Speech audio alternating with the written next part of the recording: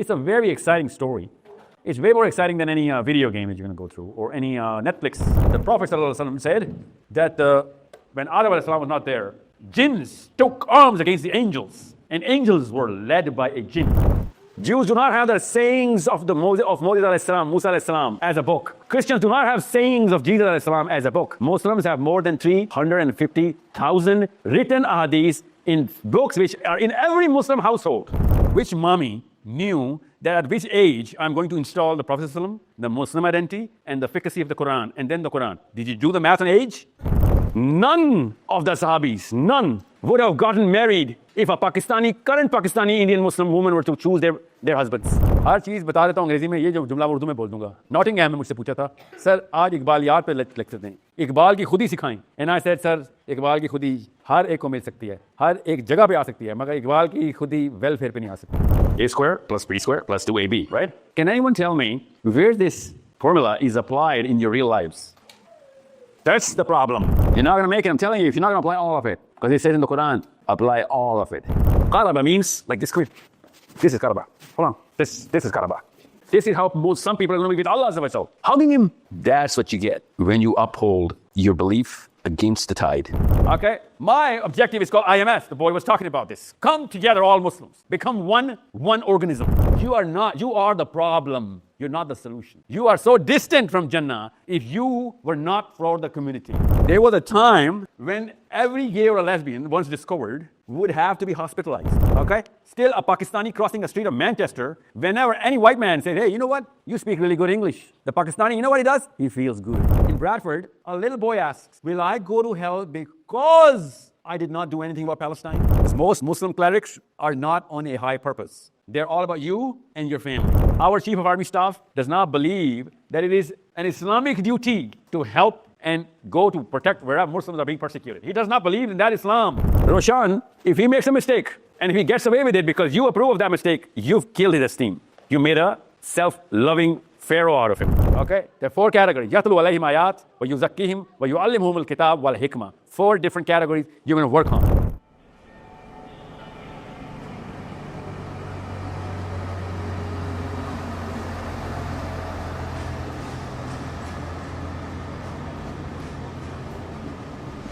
That note, I'd like to invite Sahil Adeem to the stage.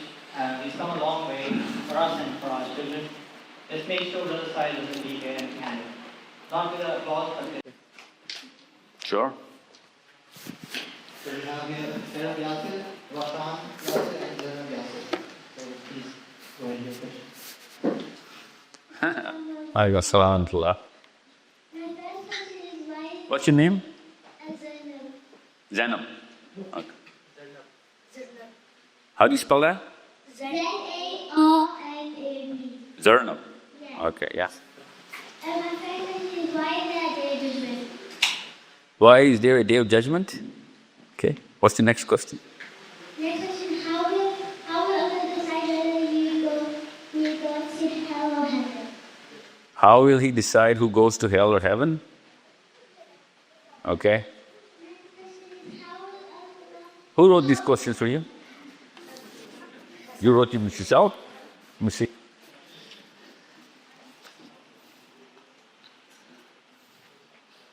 That's how you write? You're going to become a doctor, you know? Yeah, I can't read. Go on. Then how will the angel on those who think that would Allah? How will the what now? The angels on the shoulders. How will they do what? Give a geek Allah. What's she saying? Give books to Allah. How will they give RDA books to Allah? How will they give the deeds, the records? How old are you? 7? 6? 8. You're 8? You shouldn't say this book. Yeah, like small piece ago, a week ago. Okay. So how are they going to give the deeds? Look at me. How are they going to give the deeds? What does that mean? Like she means when the day of judgment happens. How do you know what she means? And because she explained it to a woman before. Let her explain to me. What do you mean? What's your name? Sir. What's your name? I'm Roshan. Roshan? Roshan. Let her make the mistakes, okay? Let her make all the mistakes. Yeah, na? What do you mean, how did they give the deeds? What do you want to know? Dana? Is this your own question? Yeah, then talk to me about this, yes? Okay, what's your next question? It's all right. It's a lot of public, man. It's all right. She ate. Gee, Dana, anything else? Why is that puppet? Why is there a prophet? That's the best question. That's the best question. Why are there so many prophets? Okay. But yeah, what is the need of a prophet, right? Yeah, okay. That's it? That's all the questions? Those are all the questions? Are you sure? Yeah. When did you think of these questions?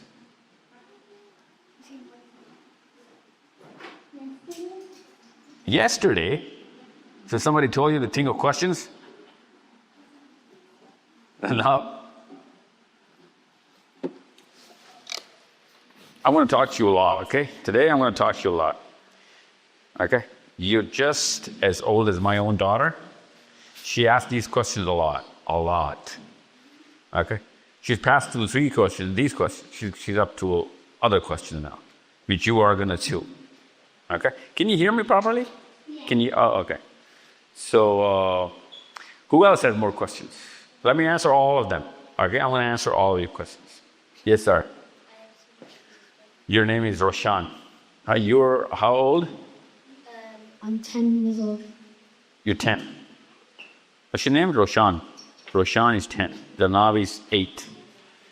Okay, yeah. What is the main reason for skipping Salah nowadays, especially children? Because nowadays, Salah has been seen as like a side event which is optional. What is the main reason for that, do you think? Because people do not know the answers to Zaranab's questions. Yeah, no. Think about it. Think about what I just told you. Process it. If people knew the answers of her questions, they would not miss a salah. No, let's imagine that, okay?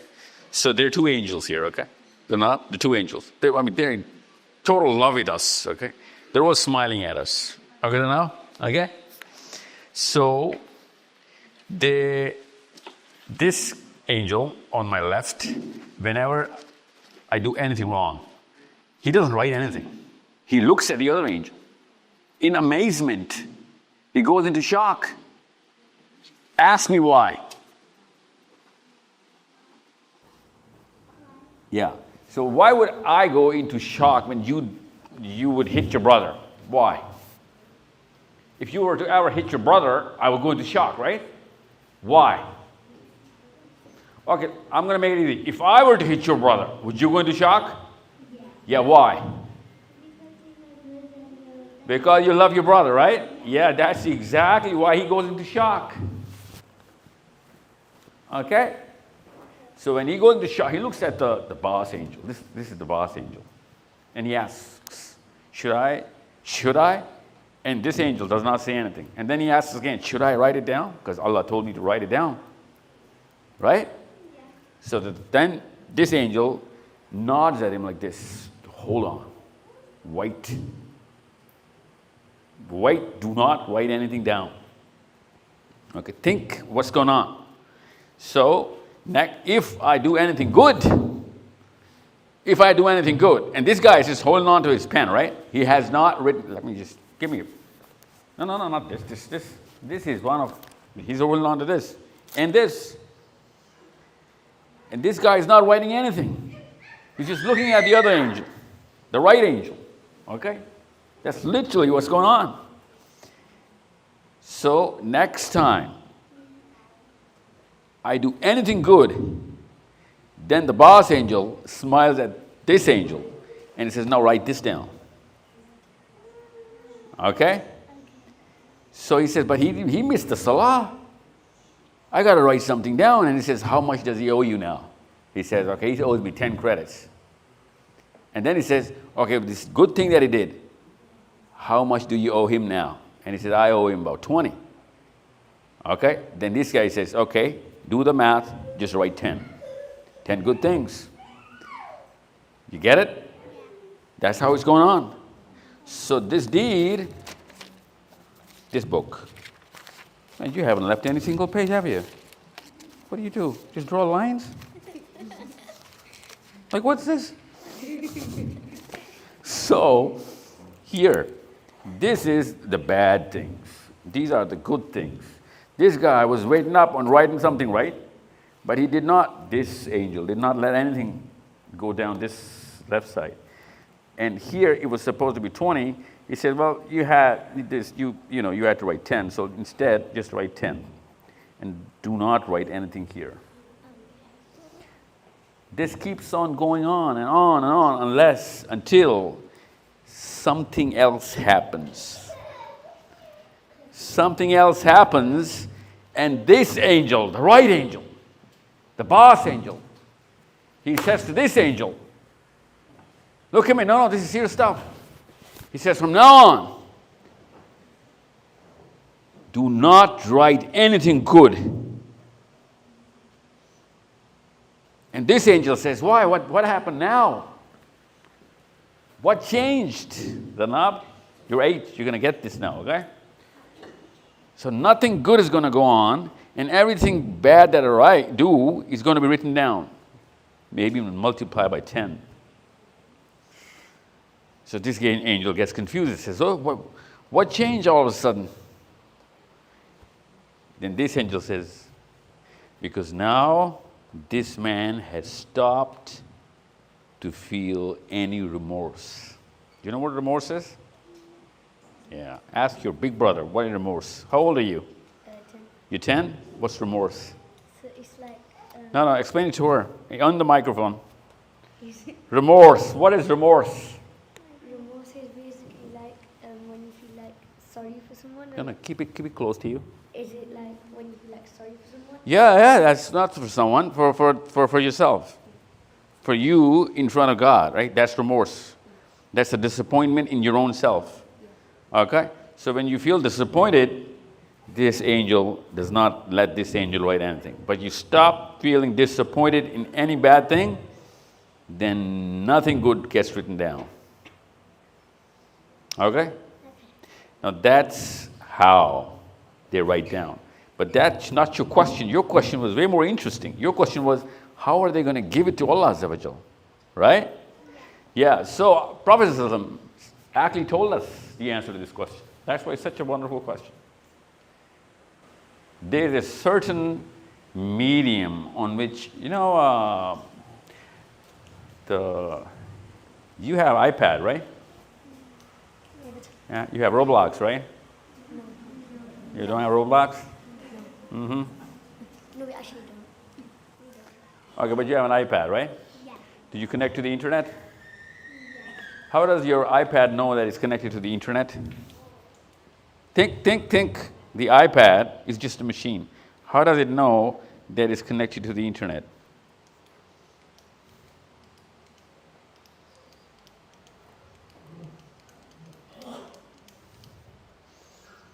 You're going to grow into it and you're going to find out, okay? It's written about in the books, okay? So just like that, whatever you're writing down and somebody else in Pakistan is reading your messages in your family, right? Just like that. These messages that you write down here in Manchester, they get sent to Pakistan from the air, right? That air carries those messages. Okay? So when the Prophet ﷺ said, these angels are writing in the air, those people who did not believe him started laughing at him. He said, how can anything be written in the air? Now that we have the iPads and the internet, we know how things are written in the air, right? Because you chat here, somebody reads somewhere else. This message goes through the air. It's called OTA, over the air. Okay? Yeah, just like you call someone in Pakistan, you say something here, they hear there. Yeah. How does that voice go there without any wire? Via the internet. Yeah, exactly. So these angels, they're actually writing in the air. way more stronger than paper. It's not going to go anywhere. No wind or no nothing, no temperature, no weather. Okay? On the day of judgment, these records are going to start from our shoulders. They're going to go up in the heavens. And we can actually read exactly what we did because they're writing everything down. We can go through our whole life story by reading whatever we did. So strings will be going. Literally, you could see the strings. Okay? Pretty exciting, actually. Okay? So those strings will be scrolled like this on the day of judgment. And every scroll will be combined. 2 scrolls, right? They will be combined. And Allah Azza wa Jalla in the Quran says, people will be looking up in the heavens. Because those scrolls are going to come back, right? So Allah Azza wa Jalla says that those scrolls will be thrown back to every human being. But they will be thrown back in such a precise manner that it's going to go either on your left hand or your right hand. Okay? So people will be queued up. Those scrolls will be thrown either on the right or the left. And Allah in the Quran says, literally, this is the wording of Allah, that if you do not get it in your right hand, then you're going to go to hell. But if you get it on your right hand, you will see bounties, the word that this brother used, the bounties of Allah Azza wa Jal. And everyone will go into heaven. Okay? Right hand, the boss hand. See, that's how important this guy is, this angel. He does not let anybody write so that the balance on this side goes heavier and heavier. And at that day, our scroll fall on this angel's side. Right? You get it? You see the picture now? Yeah, keep those pictures alive, okay? Yeah. So,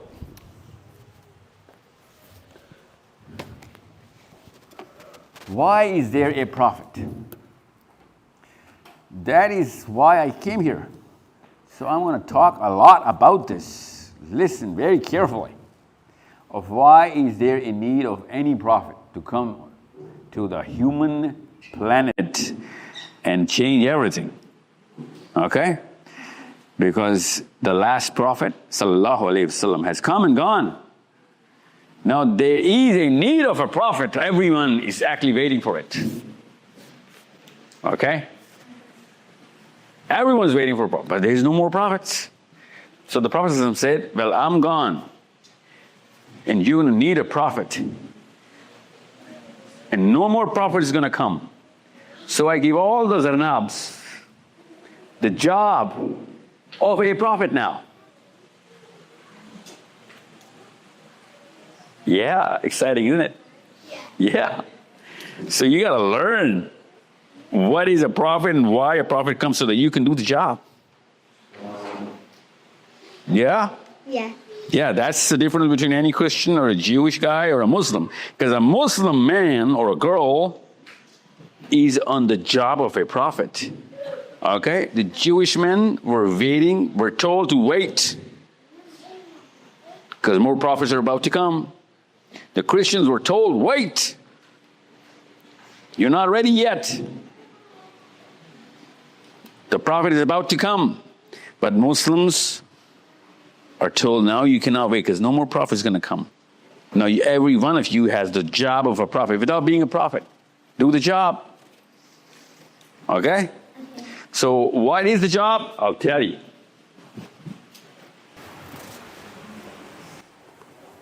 That's the job. Okay? Focus. Did I miss any question? Are you sure? Yeah. Wasn't your first question, why is there a day of judgment? Yeah. So I missed the question. I missed the question on purpose so that you can challenge me. You can stand up and say, hey, whoa, you came from all the way from Pakistan. This is Manchester, okay? You cannot miss out on any question. I'm 8. Okay? Don't let anyone take you easy, okay? Here you go. Let me answer the first question because it takes a little bit of a build-up for people to realize why there's such a big day of judgment, okay? It's a very, very interesting day. Most exciting day ever. 50,000 50,000 years worth of just one day. Okay? I'm going to talk about this. G, more questions? Oh, yes, sir. I asked him my first question, but I think he already answered it. It was, what was the meaning if he was speaking salah nowadays? No, I didn't answer it. He said, because they don't really answer. Yeah, why don't they know the answer? That should be the first follow-up, right? Yeah, okay. I'll tell you why they don't know the answer. Why did they choose not to know the answer? Okay? You're 10?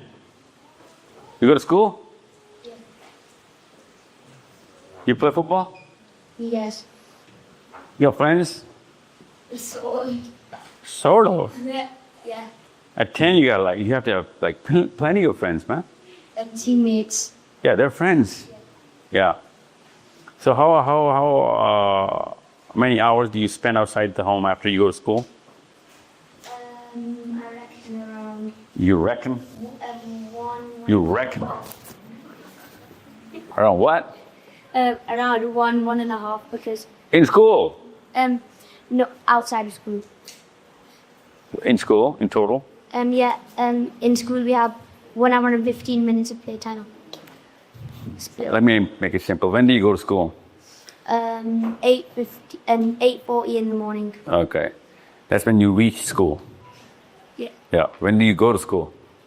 I go to school on Monday, Tuesday, Wednesday, Thursday, Friday. What time in the morning do you go to school? 8:40. So you have a transporter beam? You transport from your home to your school? No, I walk.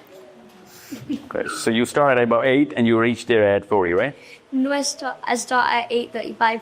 Oh, so you're that close? Yeah. Okay. So what time do you go home? Come home with the football and everything? We usually have to pick up our sister first, so around 3:15. 3 o'clock. Yeah. 8 hours in school. 6. 6. 6. Oh, 8:40. Yeah, 9. Okay.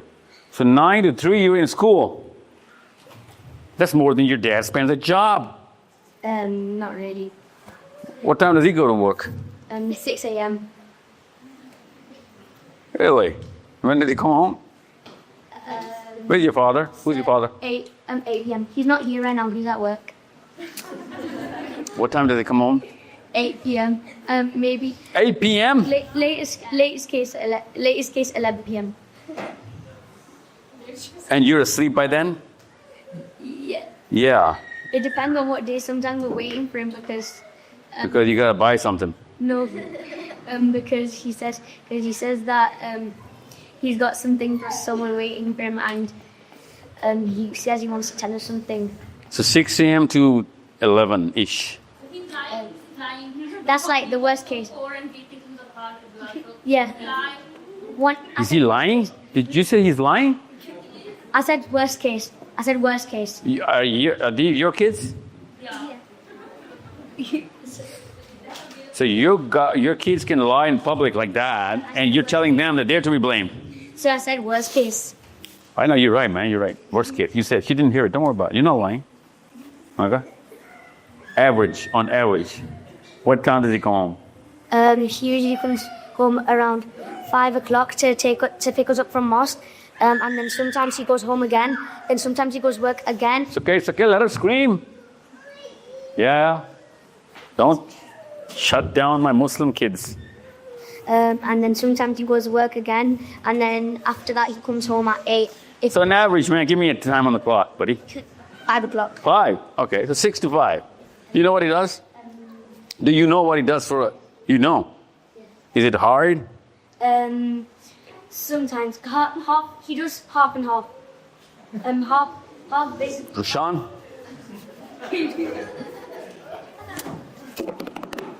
Next question.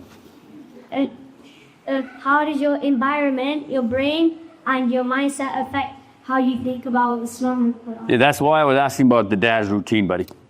And yours. Because that's called the environment, right? Yeah, I'm gonna open it up right now. Actually, I'm gonna explain to you how an environment makes all of what your life choices are. It shouldn't, but it does. It shouldn't, but it does. Okay? What does? Environment. I'm going to keep an eye on you, buddy, for the next 10 years. Something big should come from you, inshallah, okay? You're quick off the... you got a good pickup. Very rare in Muslims. Inshallah. We're studying for an exam right now, so we hope to get... in the school we're going to, you have to pass an exam, and right now we're studying for it, so inshallah we're going to make it, and they do advanced education rather than Roman high schools. Are you good at studies? Yes. Right You're now, top of your group? Yeah, group. What are you studying? What's your favorite subject? Favorite subjects. So that's maths. Maths? So what is A plus B whole square equals to? A plus B whole square. We're not sure about whole square yet. Oh, you haven't started algebra yet? Are you not in grade 5th? We are in year 5. You're not studying algebra? Algebra. In English, algebra is like high school. Really?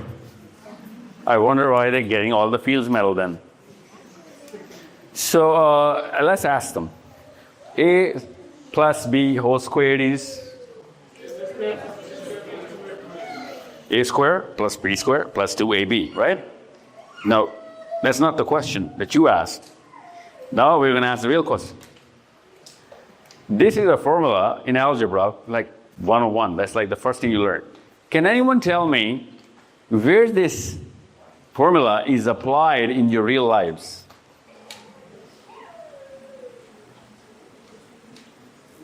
That's the problem.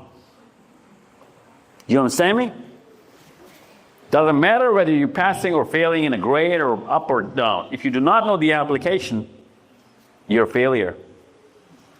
So you're going to study algebra or trigonometry or any kind of maths, okay, arithmetic right now. You just ask the teacher, tell me or show me how this is going to be visible in my real life.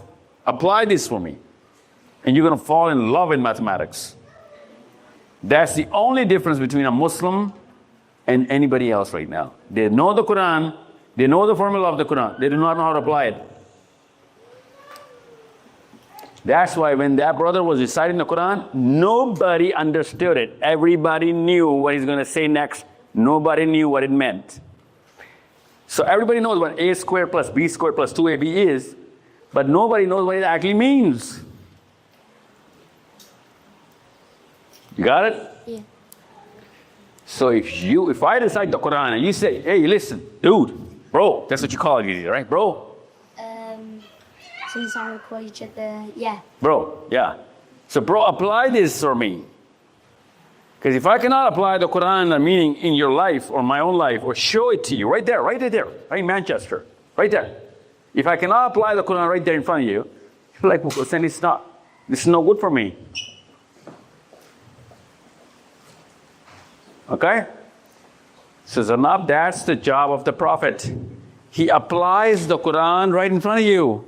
Zanab, forget about it. Let things go. Think what I'm saying, okay? How many do you have? 4. Okay, I'm on my last one. sure. In Surah Al-Waqi'ah, ayat verse 14, it says that in Jannah will be a multitude of the earlier generation and fewer of the later generation. And it explains the main reason why Because they do not have the Quran. They did not have the Quran, that's why. They did whatever they could. They applied the algebra without learning it. You understand me? Without the Quran, they did whatever they could. And after the Quran, things are tough. You got to do all of it. Otherwise, you're not going to make it. You're not going to make it. I'm telling you, if you're not going to apply all of it.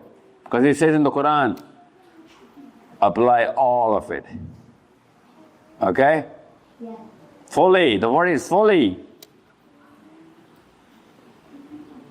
So before the Quran, there are two generations, right? Before the Quran, in pre-Quran and post-Quran. Post-Quran, less people going in Jannah. Okay, well, it's not about Jannah. It's about Muqarrabeen. The word is Muqarrabeen in there, okay? Muqarrabeen is a totally different species. You know what that is? Muqarrabeen, have you heard the word? I think I've heard it in lectures, but I can really know what I use. So that's not your question then? No. In Surah Al-Waqi'ah it says, في جنات النعيم, and أولئك المقربين. That's it, right next. Right? it's the one before it, yeah. Yeah, so who are the Muqarrabeen? The word Muqarrab in Arabic says it itself.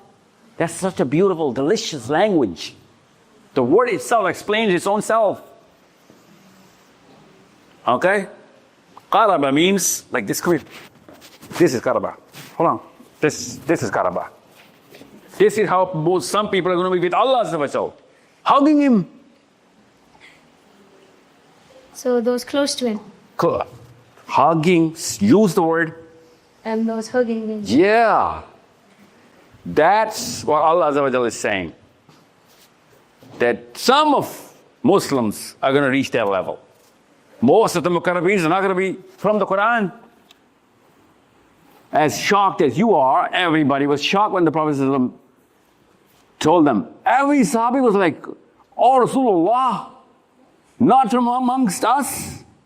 He says, "No, not from amongst us." Well, some, handful. Now, at 10, your job should be, who are those guys? What did they do? I know a few Sahabi. Yeah, but imagine, what is it that a man can do, or a woman, to go to that level?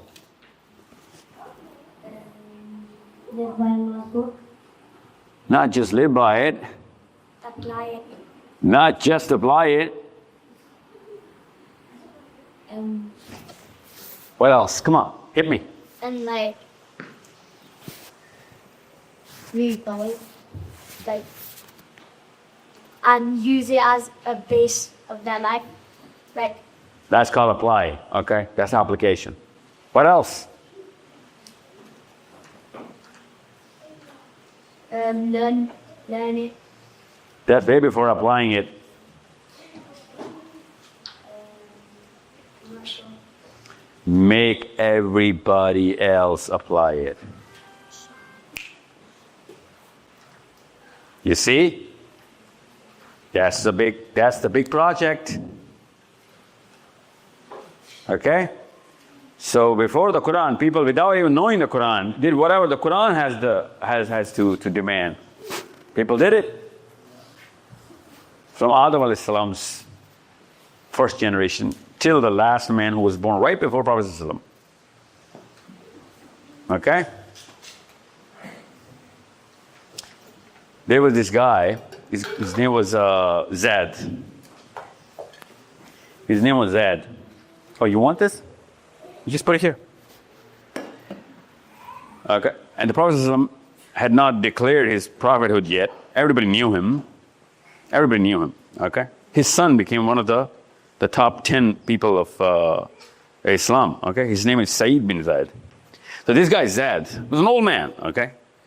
And he was roaming around every single day. He used to come into the Kaaba, roaming around, grabbing people who were bowing to the idols, right? Just throw away the idols. People used to beat him up. Everybody used to gang up. And he started explaining to how human beings cannot do this petty little thing, bowing down to a stone. People used to beat him up every day. A lot of times he used to be hospitalized, became healthy, comes back, does the same thing. But he was such a big man, he was such a strong man with a lot of connections. People didn't kill him. Otherwise, they would have, and they did kill for way less. So for all his life, he did this. And then he died. He died. After his death, the Prophet ﷺ declared his prophethood, right? Now, this guy was not a Muslim because he did not, Take the Shahada. nor did he know because Prophet ﷺ did not declare it. So his son, Saeed, he says, "O Rasulullah, what will be of my father?"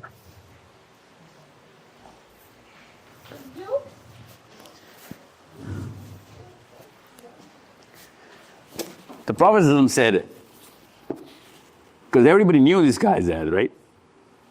All the people who had any kind of IQ used to love this guy because he was challenging everybody.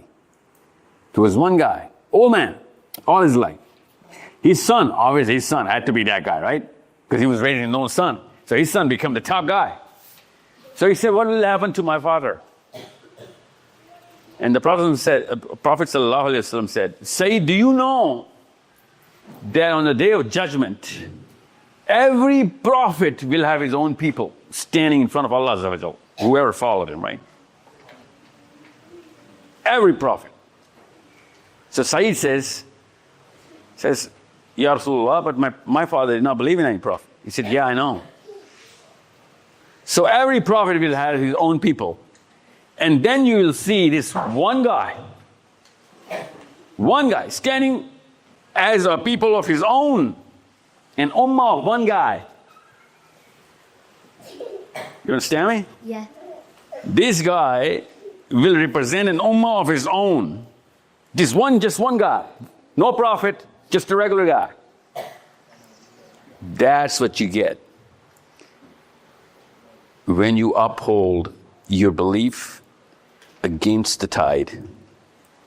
When everyone is doing the wrong thing and you're the only guy who's standing for the right, for the truth, regardless of what they do to you, you stand for your principles, your belief. The Prophet ﷺ said, "Saeed, your father is an ummah of one man. He will be standing alone. That's the honor Allah is going to give him." Yeah, I understand. You know what Muqarrabeen looks like? Now you know how to be a Muqarrabeen. Yeah, tough job. Yes, sir. Walaikum salam. So, I have that just like curiosity question, but there's something that's been on my mind for quite a bit of time. So there's one thing that once I saw this person, he wanted to join a group because he thought that was cool, and then That was cool? yeah, You use these word cool now? yeah. I told you this generation didn't get that cool word. So Okay? he came up to the people and he said the whole people's audience, so he would end it with the people to try to get into the group, and that's like our theory is that act like something that's like very biased, like is it like a big sin or is it like what is that Islam comes from? Use the microphone. Keep it close.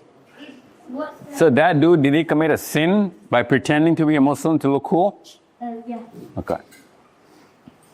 So like how big and like how how much bad deeds like would he black for like you that say like how much bad deeds? So he ran away? No, like he that yeah. So he basically ran away. He just left and then he did come back. So during the whole tenure, when he was pretending, what was he doing? He kept like singing to the people that he using, but then Man, that's what he's saying. What was he doing? To be a part of the gang, what was he doing?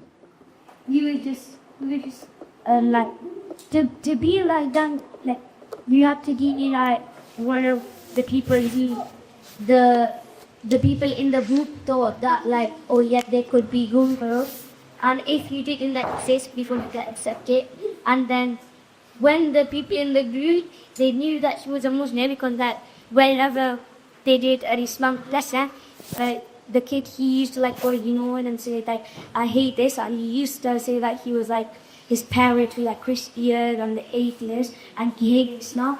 And that when they What's your name? Shahram. Shahram.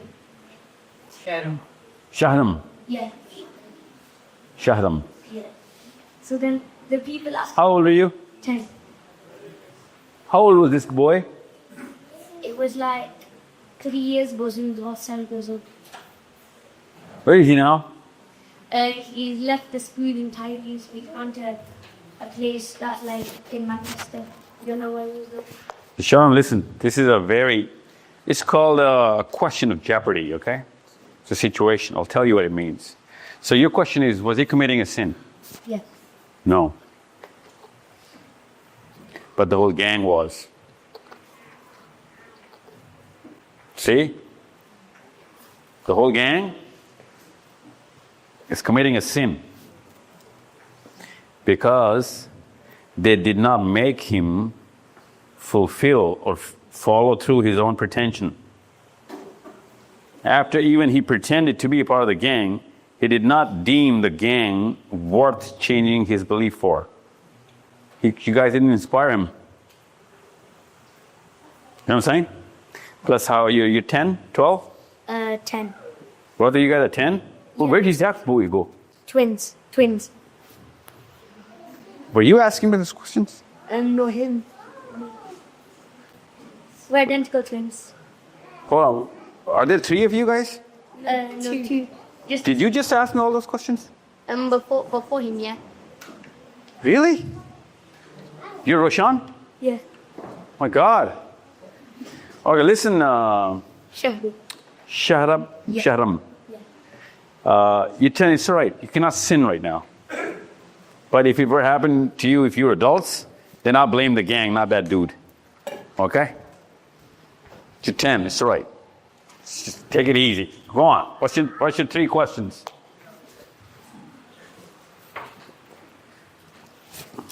You have more questions, right? Yeah. So, like that.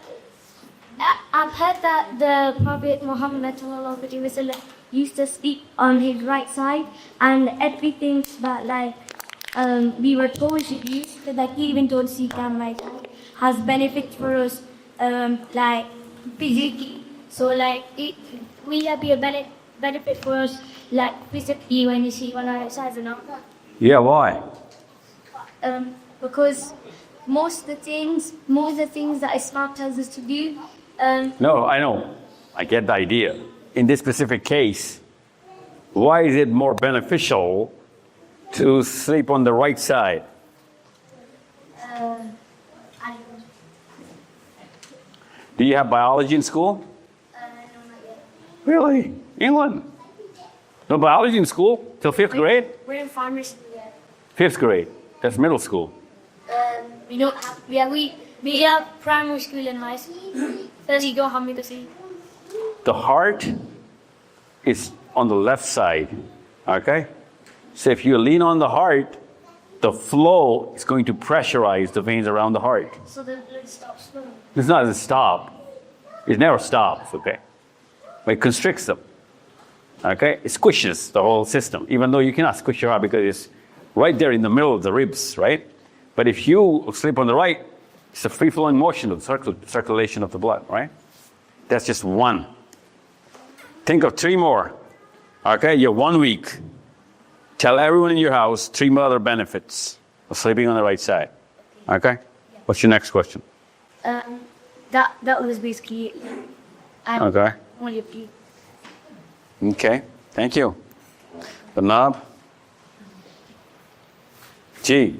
Anybody else has any questions? See, the best question actually come from the kids. Oh, just we have a child there. How old are you? You're 10. What's your name? Spell that. Lena. Yeah. L. Yeah. Okay, Lena. But I still is. And you know when the jar comes? Really? Yeah. Then your mother. Who's the mother and father of Lena? You are teaching him the Dajjal. Awesome. Yes, Lena. alayhi salam chosen and not that Prophet Muhammad sallallahu alayhi wasallam chosen protector? Because the story started from the time of Isa alayhi salam. He had to come and finish it. So what's the story? That should be your question. Yeah. Okay. The Dajjal is the... Well, there's a bit of a history going on between Isa ibn Maryam alayhi salam and the Jews. Okay. So since they tried to kill Isa ibn Maryam, unsuccessfully obviously, and then they didn't stop even after he was sent above, he has to come back and finish the story. They couldn't and they possibly wouldn't do that to our Prophet sallallahu alaihi wasallam. Okay? So what is the story? That's something you'll have to read. Most interesting story. It's got all of whatever you can possibly imagine. The most interesting, the most exciting story is the story of Isa ibn Maryam alayhi salam. But do you know the story of Isa ibn Maryam? A little bit is not enough. Okay? Not just read it, teach it. Okay? And Muslims are all crazy about Dajjal. That's like the go-to word for every Muslim. Actually, Muslims should be called as people who know about Dajjal. We know so much about Dajjal, so much, that is ironic. That's the one person you cannot know anything about. That's why he's Dajjal. If you knew so much about Dajjal, then there wouldn't be such a big Dajjal. And the man, alayhi salam, Isa ibn Maryam, that we should have known about, we know nothing about. They're two characters of the same story.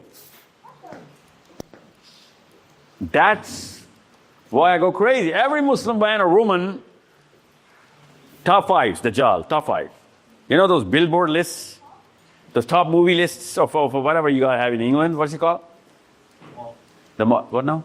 You don't know? You know, every country has its own top five of the Hollywood movies and the songs and whatever. In Muslim billboards, Dajjal always makes it the top five. It's like, what? That's ironic. It's like a PhD of Dajjal at the age 20 or 15. Everybody, every household. Why? Because the story is exciting, no doubt. But that's the one creature you cannot know anything about, at least with not as much predictability. Because he's going to change the paradigm altogether. Hence, he's the Dajjal. So that's why our Prophet ﷺ said, Lina, that if I were to be there, I would have dealt with him. Because only a prophet can kill him. So, back to Zarnab's question, what is a prophet then? Why does it take a prophet to kill Dajjal? What is a prophet then? What kind of power does a prophet would have or should have to deal with this problem? Because only a prophet can deal with that problem. So a regular man has something less than a prophet? Yes. So what is it that a prophet has and a regular man or woman does not have?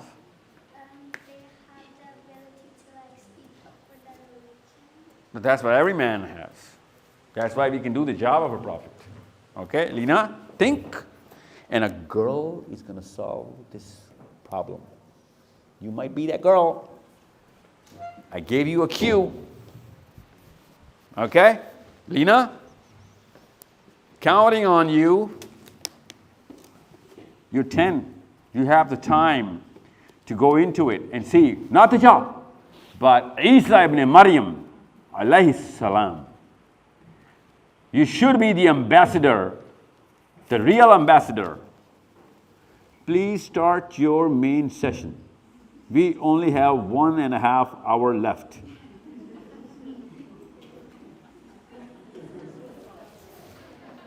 There is no more important a session than the one that I'm having right now. I'm telling you this right now. I came to England, I come to wherever I go to, especially in the West. This is what I dream about. This is what I'm structuring everything about. I'll tell you why. Who's a non-Muslim in the house? Anybody? Who's a Caucasian in the house? Any Caucasian? Any guy who was born in any third generation Brit, third generation, whose Dadi or Dada came in to England? Nobody? Then this session does not hold any value for you anyway. This, Lena, you're going to solve that problem for me, okay? And my daughters and my sons. You want to take up that responsibility? Yes. What's your full name? Lina Islam. Allahu Akbar. Islam is in your name. Islam is in your name. It should be in your being now. Anybody else? Anybody else have any questions before I open the box of poison? It's going to go through your veins. It's going to hurt. I swear to God, it's going to hurt. It's going to hurt. You're guys going to scream and squiver.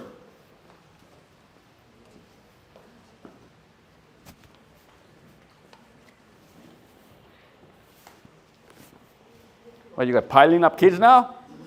Okay, go on. It's all right. Yeah, good thing. Good job. Good. Oh, you have a question? Why don't you just ask them yourself? Why don't you have to write it? So what's your name? What's your name? Awesome. Asim? Okay, hold on to this, man. You took a... No, it's all right. No, go on.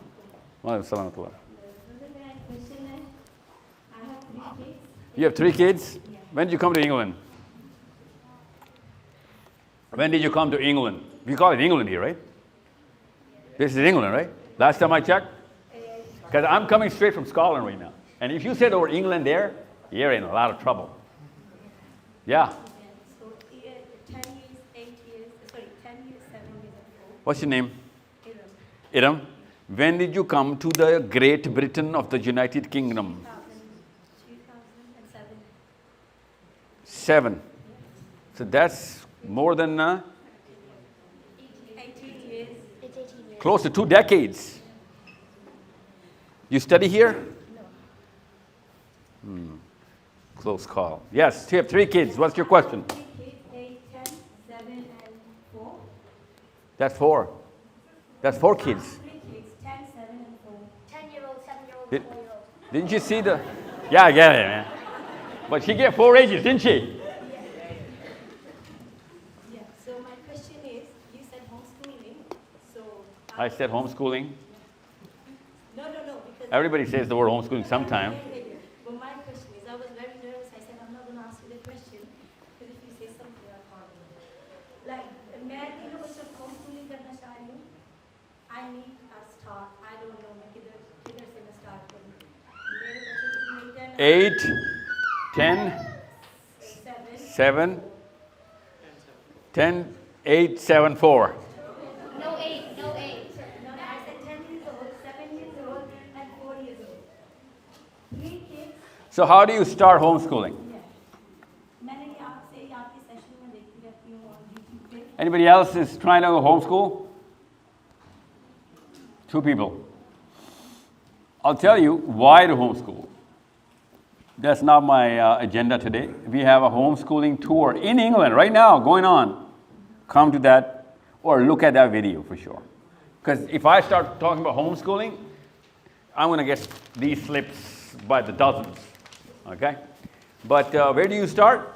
You start from understanding why you need to understand and internalize. Why do you need to do this? Because as soon as you're going to start homeschooling, everyone is going to go against you. They already, when I said I want to. Oh, yeah, there you go, yeah. So mommies and daddies need to be schooled first before they can get their kids to homeschool. Okay? Because I don't know if Pakistani or Indian, especially Muslim women, have what it takes, the grit to stand up and become Zad. I don't think so. I'll tell you why. You want to build it? Be my guest. But right now, the status quo. So here's my question. Anybody else has any question? Yes?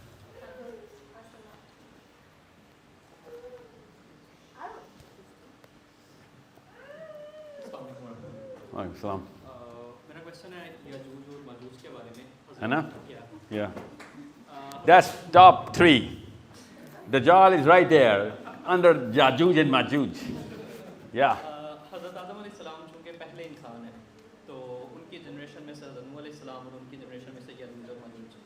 So it's a sort of evolution के हदीस के अंदर जो उनकी जो specific attributes बयान किए गए हैं उनके कान से इतने बड़े होंगे or something like that. And second one is that कि क्या आप सल्लल्लाहु की तालीमात उनके लिए भी हैं क्या उनमें से भी मुसलमान और नामुस्लिमान डिस्क्लेमर हैं?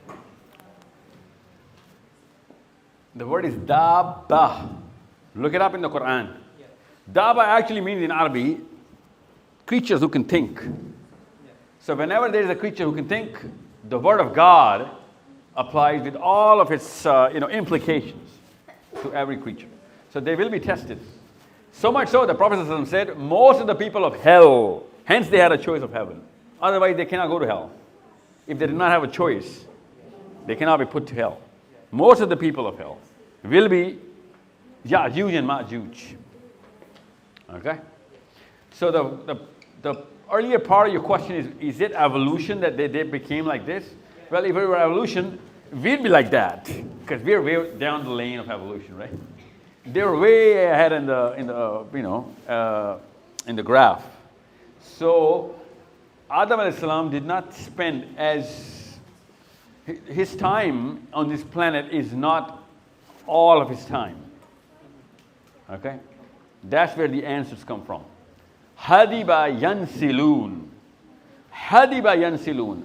Where does the Quran say that? Say that in the book Allah Azza wa Jalla says, Ya'juj wa Ma'juj. When we are going to open them up, they're going to come from spaces from above. Okay? Which naturally implies that Adam alayhi salam, obviously, was somewhere above, which Allah says, Allah bidu, go down. He was above. So he had a journey before he came to planet Earth. Okay? And a full journey.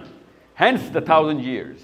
And sir, one more thing that कि जब हम आसमान की सीरा मुबारक को कुछ वाक़यात देखते हैं, so most of the things कि जैसे वो अबू जहल का एक बड़ा फेमस वाक़या कि वो जब आसमान के ऊपर वो पत्थर फेंकने लगा था तो उसने एक अजीब सा क्रिएचर देखा जो ऊँट की तरह था लेकिन ऊँट नहीं था, जुबानिया का टाइटल उसको दिया गया कुरान पाक में. So what do you think that कि आसमान के दौर में क्या ये सारे वाक़यात इतने आम थे कि हर बंदा इनमें एक डिस्क्लेमर भी इन सारी चीज़ों को देखता था और आज के दौर में ऐसा कुछ भी नहीं है? आम बंदा नहीं देखता था, वो अबू जहल था. आम बंदा नहीं था. और मसला आम का नहीं है, ख़ास का नहीं है. मसला उस वाक़े का है कि जिस वाक़े में वो एंटर हुआ है. ओके? तो ये ख़ास वाक़यात हर एक के लिए, चाहे वो आम बंदा हो, ख़ास बंदा हो. In this case, Abu Jahl, he saw that weird creature that was not from this planet. And just like that, in Surah Fil, every Meccan saw those birds, which we somehow made little ababils out of. Those are not those ababils. Okay? In Pakistan and India, the word ababil is used for a certain bird. In Arabic, that's not the meaning of the word. That's why mommies teach them Arabic. They would start questioning that this is not what Allah says. Which uncle qualifies to write on behalf of God Almighty and do his own brain work here? Allah has done his brain work. Just translate it. Don't use your own brain in thinking that, but this is what Allah would mean, then I'm going to add a bracket and put it inside the Quran. That's not God's word anymore then. That's your word. Like literally, your word, ababil. Tayran ababil. That's not the bird that is drawn on Google if you Google it up. Or let you know ababil. Anybody else? So everybody saw that, right? So it's the extraordinary event, not the extraordinary man or men. Okay, the qualification is of the event. So Allah Azza wa Jalla is timing these events. So much so, the kids, listen to this. Okay? So much so, because you're not going to hear this anywhere in a Muslim gathering. Okay? Focus. When the Prophet says, Allah Azza wa Jalla says first, that when the moon is split, right there Allah says, the day of judgment is upon you now. What does that got to do with the day of judgment? What does the moon, forget moon being split up or whatever, anything happening with the moon has nothing to do with the day of judgment. Why are these two things coupled up in the Quran? See, the moon is split and the day of judgment is upon you now. Why is this not the number one question in Islam? Especially our kids. By the way, they are asking these kids. You know what they're asking these kids? These questions are by Muslim kids being directed to NASA or Elon Musk or whatever, because mommies and daddies, they don't talk in this realm anymore. That's why your kids are into astronomy all the time, YouTubing or whatever, SpaceX. Do you know what SpaceX is? Yeah. How the hell would a Muslim child, 10, would know SpaceX? It's a natural calling. And Muslim clerics, they don't even know what space is. This boy knows what SpaceX is. Muslim clerics don't even know what space is. The Quran starts with the space. Quran starts with the space. How does the Quran start? Ma'am. How does the Quran start? Alhamdulillahi Rabbil Alameen. 7 heavens right there. That's the first verse of the Quran. Space, going to space. That's your natural calling of this child, every child. And the word space is not in any masjid ever for the last 1,000 years.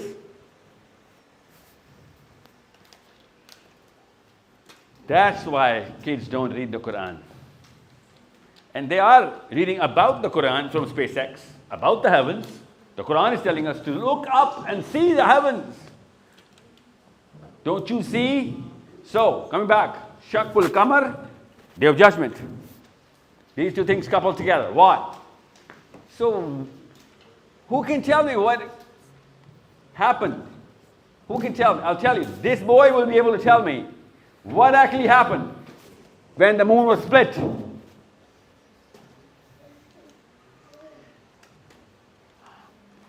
I do not mean to demean my Muslim sisters, but I'm assuming you haven't even thought about it ever.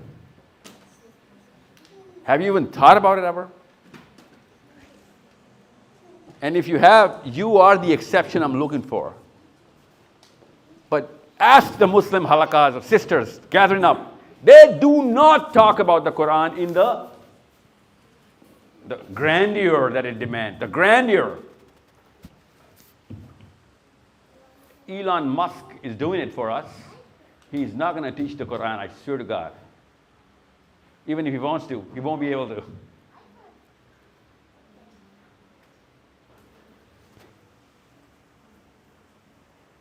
So, moon splits. How? Moon splits easily. Moon splits when? Come here, let me show you how the moon splits. Dharnab, come here. Stand here. So this is planet Earth. This is the moon. Go further. So people can see the moon like this. Hold these books together. When I tell them to, split them, okay? So, as soon as any kind of, and I'm talking about this very size, okay? Even if this size of an actual black hole, this is a size, comes anywhere, pops up, takes birth, because of whatever event between the Earth and the moon, people from Earth are going to see two different moons split actually into real halves. And this black hole dies right there. What's going to happen? This is going to happen. It's called the gravitational lens. Who's working on the gravitational lens? Muslims? No, they don't even know what it is. Because the Quran does not just say the moon split. We all know what happened after the moon split. What happened after the moon split? It came back.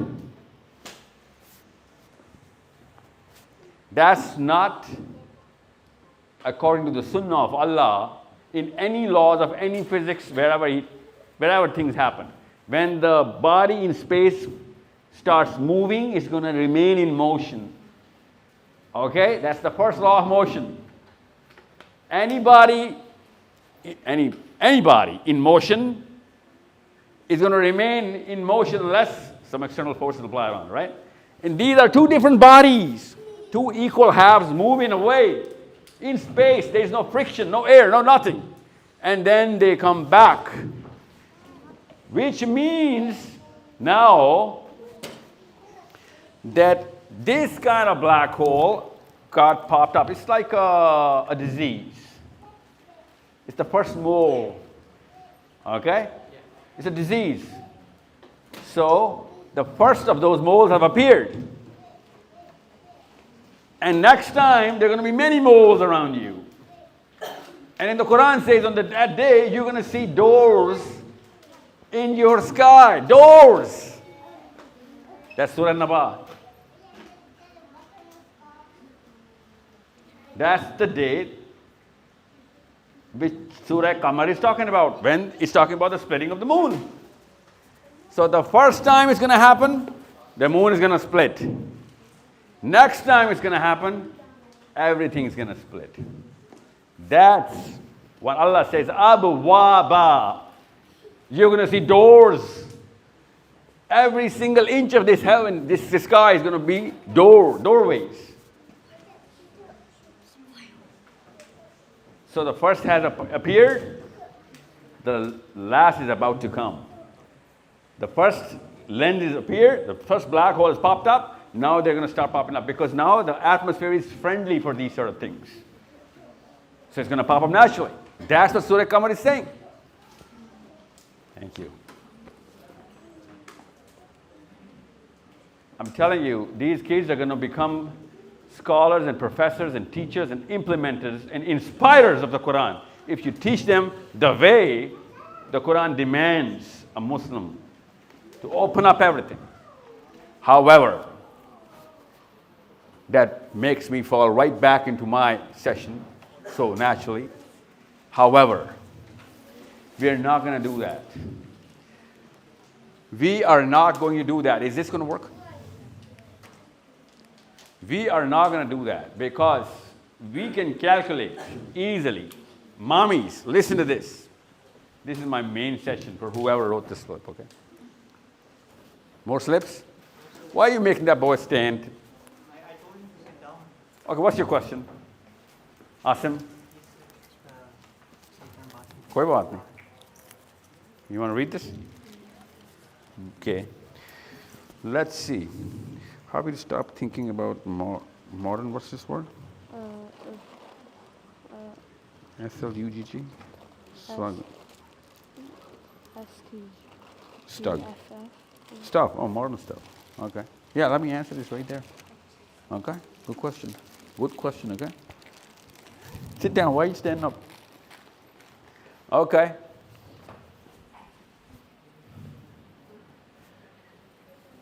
You know what the word IQ is? Tell me what IQ means. Sister. Last sister, last. Yeah, you're the last sister, yeah. You're my last sister, yeah. What's your name? What's IQ? Yeah. Intelligence quotient. Yeah. What is it? Like? How, what? Attention to? Attention? What is it then? How do you, the ability to? Close enough. What is IQ, sir? What is an IQ? The word IQ, come on. Okay, sorry. You can process input. Sister, brothers, fathers. You're raising Muslim kids in Manchester. Come on. IQ. Everybody knows that. Not at all. Not at all. Not ability to reason is not IQ. Go on. Capacity of the brain to do what? मुझे You know, this is like an appetizer right now. This is not my, this has nothing to do with my, Would it be the ability to retain information? where are you? Oh, okay. How are you connected to the new microphone? Okay.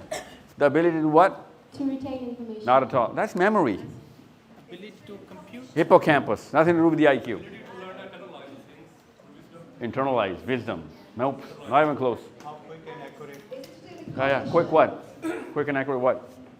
answer the questions. Ah, close. Coefficient. Coefficient. Cognition.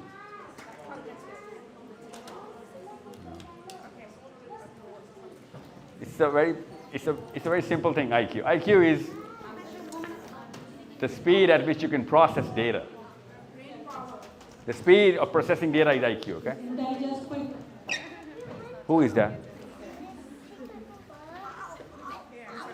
That's quick intelligence, yeah. I'll take that.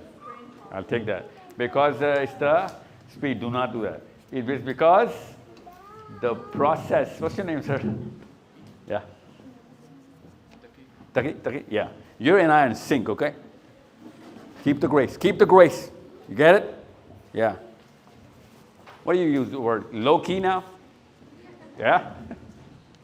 Low key. What does that actually mean, low key?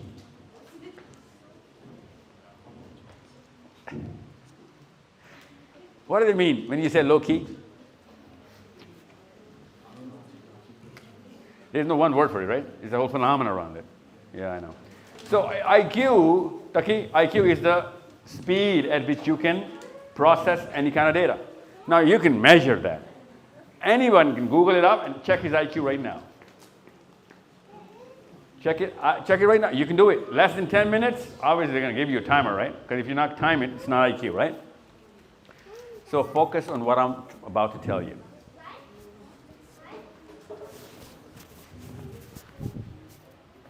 Any Muslim, non-Muslim, born wherever he's going to be born, is going to be affected by that place, and he's going to get the average of the IQ of the people around him. That's how it works. So your kids are born in Patoki, Mianwali, Pashin, Karnataka, Khuzdar, Delhi, Manchester.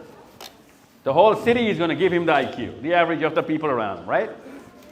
He's naturally, always he's going to have to grow it up, grow into some sort of a number. He's going to maybe excel from the group. Maybe he's going to be inside the group. Most of the people are going to remain in the group. So most of the people are going to have the IQ of the people around him, the average of the people around him.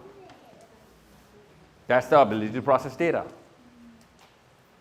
So it's very, very critical that I come out of Pakistan and come to Manchester, come to London, come to Birmingham, Milton Keynes, Glasgow, and Edinburgh. I go there. You know why? Because Cambridge is paying off its dividends everywhere. Oxford is paying its dividends. University of Edinburgh and Glasgow really rank hot. They're paying its dividends. They disseminate the radiation, high, good radiation, IQ in kids, and in average, wherever you guys are going to be raising your kids, that city or that place is going to raise the IQ of this boy or this girl. That's the average. That's how it works. But that's part of my problem, not part of the solution. That's why I'm moving around England. This is my third time in England, and not my last time, because these kind of kids keep growing my hope. Taki, focus. Okay? There's a reason why. You're the reason why I came to England. Okay? Ask your father. He'll be like, dude, I hate this guy. And he better hate me. Because I'm leaning on you. Man, I'm leaning on you. And you know what? I'm not leaning on you. My philosophy is leaning on you. My Islam is leaning on you. My day of judgment is leaning on you. You need to understand how important you kids are, especially mommies and daddies. You need to focus. So IQ is, okay, Manchester is going to give you some IQ. So naturally a boy raised in Manchester, you can test it, is going to have a higher IQ than any boy of that age in Lahore or Karachi or Delhi or Chennai. Test it. You'll find out. That's the power of academia and education and, the systems, whatever you guys have built around raising a child, That's why I was so peculiar in asking whether he's got biology right now or physics or whatever right now. But they got their own system, I get it. I'm not going to teach them out of it. I should though, you should though, but I can't.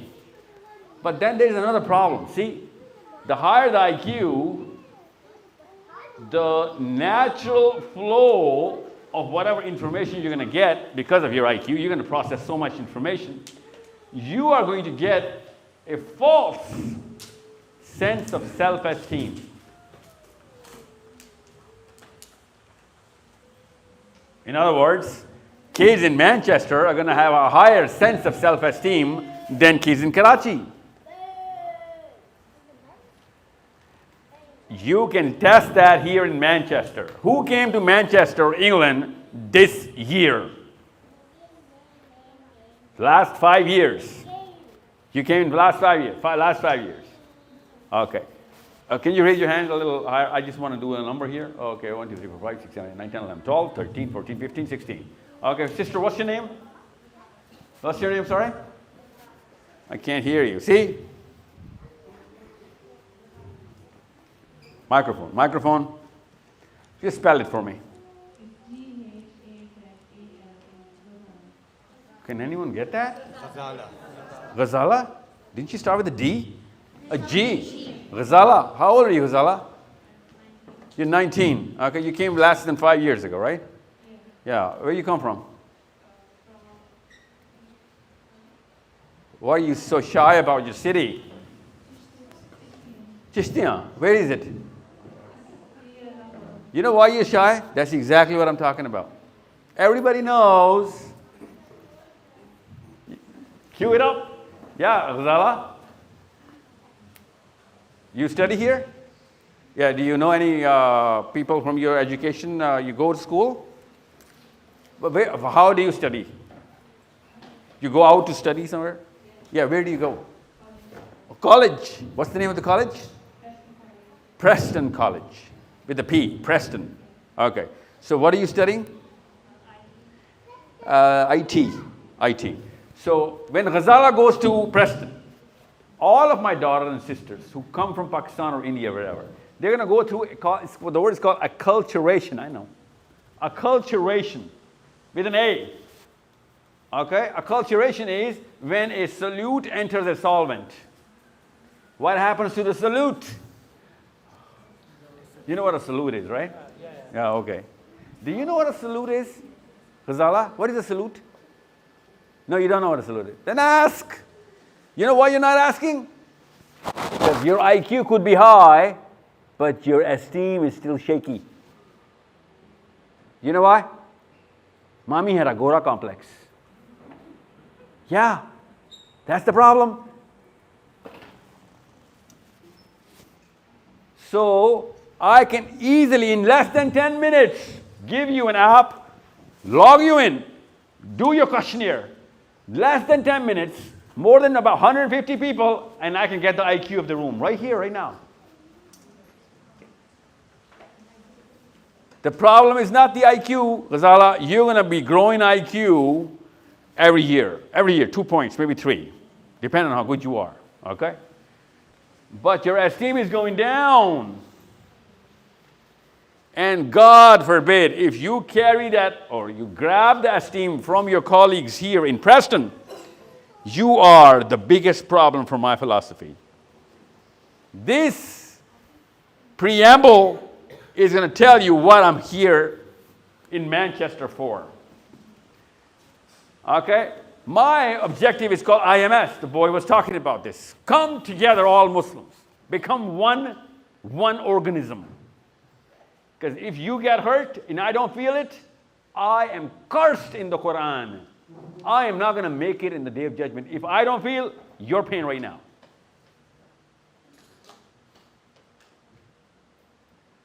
But you know what it takes to feel anybody else's pain, Taki? What does it take? IQ? No. What does it take to feel somebody else's pain? That empathy. Where did that come from? No. What does it take to have that kind of empathy? See, that's the problem psychologists are not solving right now. And they're not gonna, because they've tangent themselves out of this sort of realm. Muslims cannot tangent themselves out, because that's the central core of every book Allah Azza wa Jal wrote, from the Torah to the Bible to the Quran. That I am not going to let you split into fragments and pieces. Now, IMS is just another symptom of what Muslims can do, because the cause is the same. I guarantee you this right now, and everyone's in on it. Sab mil ke ta'eed karenge. Everyone's going to agree to it. That right after this session, you girls and you boys are going to go right back into lack of empathy, zero follow through. That's why I said this is my main session. You guys think you're going to con me out of this? No, this is my main session.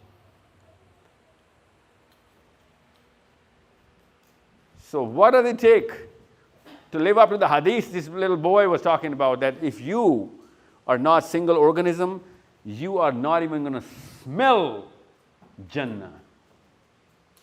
You are the problem. You're not the solution. You are so distant from Jannah if you were not for the community, not for every human being, not just pain and suffering, but the progress as well. And we think my wife and my kids, and that's going to make me hunky and dory on the day of judgment. No, this is that little bag that's going to put me in hell. My own wife and kids, because I isolated myself. That's what Quran says. وَاعْتَصِمُوا بِحَبْلِ اللَّهِ جَمِيعًا وَلَا تَفَرَّقُوا. You cannot split families from each other. We thought it was Shia and Sunni. You know why? Because some Shia told us and some Sunni told us.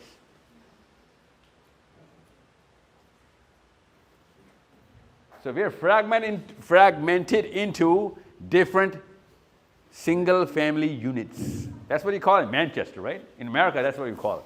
A single family unit. Who are you, sir? I'm a homeowner. What kind of home? It's a single family unit, sir. You call it here that? You talk like this here? In England? No? What do you call this? How do you get taxed on your property? It's not a single family unit? Most of you guys are in mortgage. Come on, say it. What is it? What is it in England? England में क्या कहते हैं इसको? Single family unit नहीं बोलते? No. I'm talking about the legal terminology. Okay, by the way, single family unit is a legal terminology for a household in America or Canada. It's a single family unit. You know what they're talking about? They're talking about their home. Okay? So what I'm saying is, here, when we say IMS, when we say Islam, you can see 99.9% of the scholars, 99.9% of the scholars, Pakistan and Indian, not Arabians. Obviously, they're in the same game, but you see exceptions in the Arabian scholars. But most of us Desis, you know what we're suffering from? We're suffering from people with low self-esteem trying to carry the Quran. That's not gonna be possible. A low self-esteem guy cannot uphold the Torah or the Bible, let alone the Quran. That's why I said I can measure the IQ, but if I start measuring the self-esteem, it's not going to amount to anything. Your IQ could be in triple digits for all I know. I do not know. Maybe there is a genius sitting there. But your esteem is on the floor. Anybody's going to step on it and walk over it, and you will be thanking him for it. You won't resist, you'll actually thank. You know why you're going to thank him? So that he wouldn't get mad at you and do it all over again. remind you of anyone?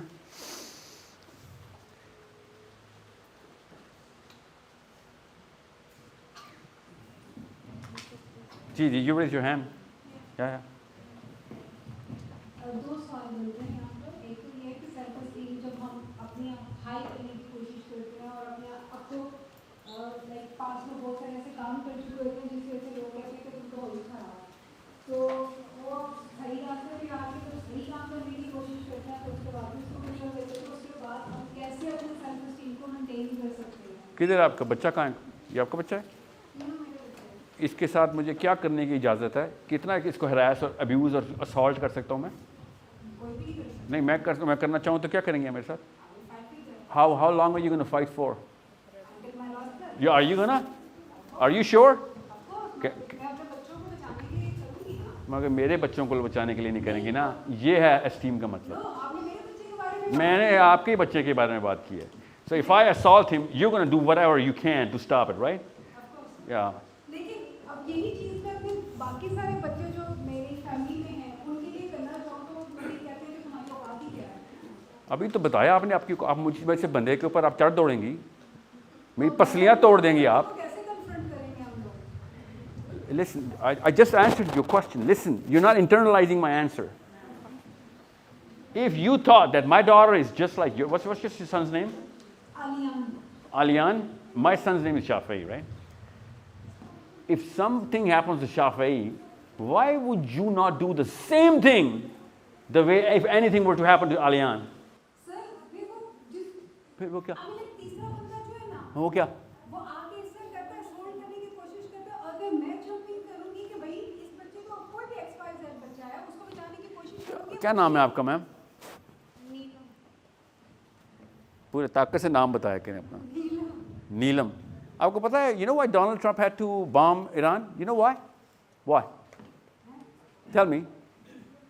Why did Donald Trump had to bomb Iran and swear at Netanyahu next day, but had to bomb it? Why? किसका? नीलम का। जी, उधर भी एक नीलम है, उसने कहा था बम मार नहीं तो तुझे छोड़ेंगे नहीं। तेरी औकात क्या है? तुझे पैसे देके प्रेसिडेंट बनाया हुआ हमने, तू सड़क नहीं क्रॉस कर सकेगा, हमारे ऊपर हमला हुआ है, ये बोला था उसने। या उसका नाम सिंथिया है, भाई तस्वीर दिखाता हूँ उसको आपको आपको आपको 6-18 ख़ानदान के अंकल्स और बुजुर्गान सफ़ेद दाढ़ी वालों का प्रेशर फील हो रहा है, आपको डोनाल्ड ट्रंप का प्रेशर नहीं फील हो रहा? तो और किसकी बात हो रही है? वो कह देते हैं।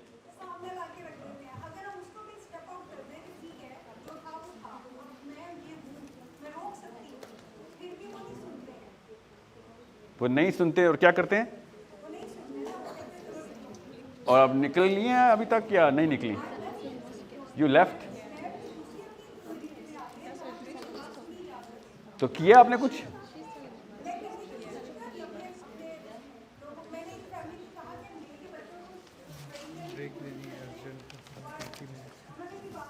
Why?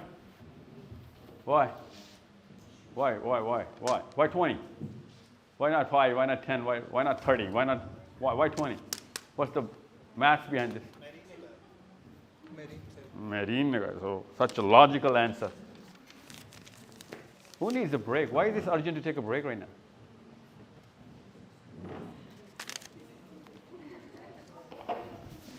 ये नीलम देखें जरा अब।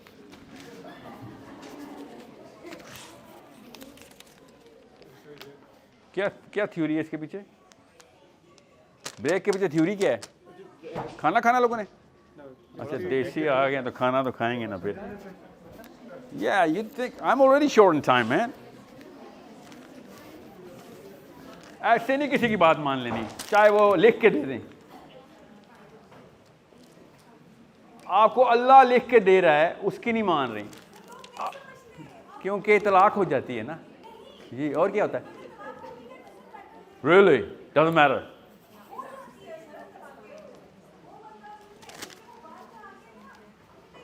अच्छा, आपसे ताने नहीं सुने जाते? आप वो बहन है मेरी। ओह, आई अपोलोजाइज। बड़े जोर के लगते हैं। फ़लस्तीन को गोली इतनी जोर की नहीं लगती, इतनी ताने पाकिस्तानी लड़की को लगते हैं। तो हाँ लगते हैं, तो और क्या कह रही हैं आप? नीलम, अपने सुर को तो नीचे करें।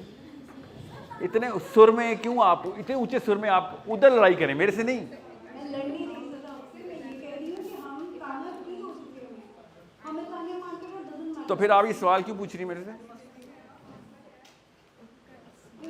नीलम आपने कितनी, listen, my question is simple. Have I read your written word yet? Have I seen any of your campaign in action?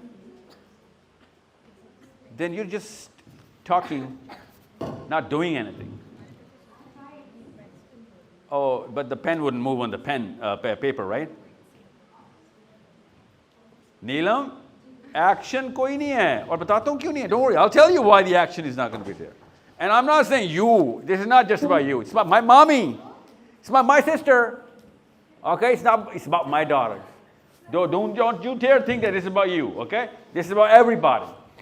This, Ghazala, what is self-esteem? Answer me this question. Everybody knew what IQ is. What is self-esteem? No, value is not self-esteem. That's dignity. Self-awareness. Yeah, that's going to lead you to know what self-esteem is, right? What is self-esteem? See, the problem is all Muslim scholars, all Muslim politicians have become the same speech. Have you not noticed? Shehbaz Sharif and all the ulama are speaking the same tone. Nobody speaks about the chief of the army staff because, oh, koi utha ke le jayega. You know what I'm saying? उनको literally कत्ल हो जाने दो, मुझे कोई उठाए भी ना, मुझे बाइज्जत तरीके से ISI वाले लेके भी ना जाएं, मेरी बच्ची बेशक मरती रहे उधर।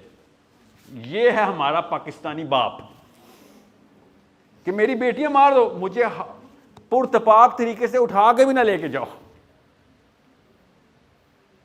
मुझे इंटेरोगेट भी ना करो, बच्चियां मेरी सरी मार दो, kill all of my daughters, just don't pick me up. And American clerics are afraid of the CIA, just like the Pakistanis are afraid of the ISI. And I'm not saying that you shouldn't be afraid. What I'm saying is, stop messaging on behalf of the Quran. These kids are going to think the Quran is saying whatever you're saying. You want to be afraid? It's okay. Step aside. Step aside, it's okay. You want to sulk in your own tears, if your own lack of dignity somewhere in some corner in your own some other house, it's okay, it's your problem. But our problem is the bigger community where the biggest, atrocities are happening. Around kids and girls and boys who can't even help their own selves. And everyone's like, yeah, I know why he wouldn't say it, because you know what? He's going to be picked up the next day in less than 24 hours. CIA is not as fast as ISI. We all know it. And here, when I come here, because Ghazala, there was higher IQ here. So I came to England. And I was like, you know what? We'll talk about Palestine and this and that and the Quran. And everyone was like, Sahil bhai, hush. This is England. You don't use the word Israel here. And I'm like, what? So you were looking for a demon, man. Here, there in Pakistan, you had the army. Here, you got King, really? The King Charles Philip Windsor Mountbatten? That's your demon here?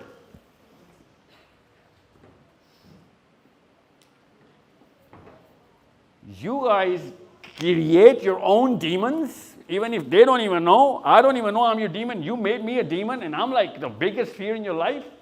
That's what every low self-esteem man or a woman does.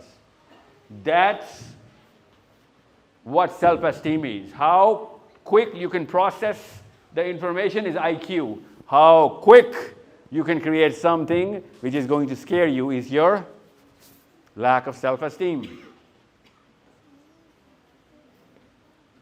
So you tell me,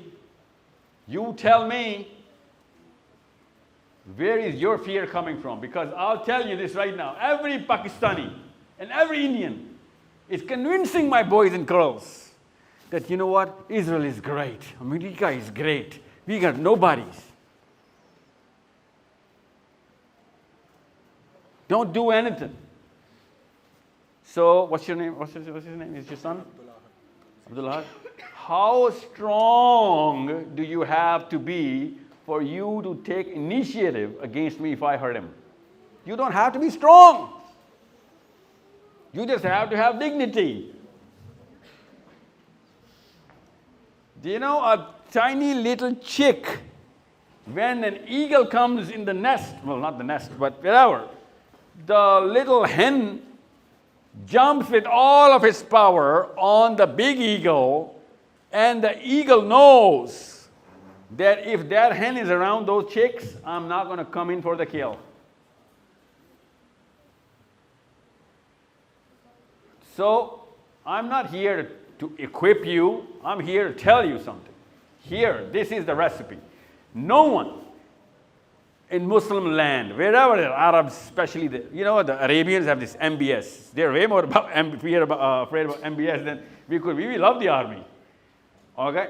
And we're still afraid of it. Look, imagine what the Arabian Muslims are going through. Look at gangsters everywhere, and gangsters can only survive. And you learned in Manchester, when somebody was bullying your child in school, what's the first thing you taught them? Hold your ground, son. Otherwise, you're going to give birth to another bully in the class. If you are going to run this just one bully today, tomorrow there's going to be 3 chasing you for your lunch money. You taught, all of you guys taught this. That was just common sense, wasn't it? Or did you not teach, or are you teaching your kids to run away from bullies?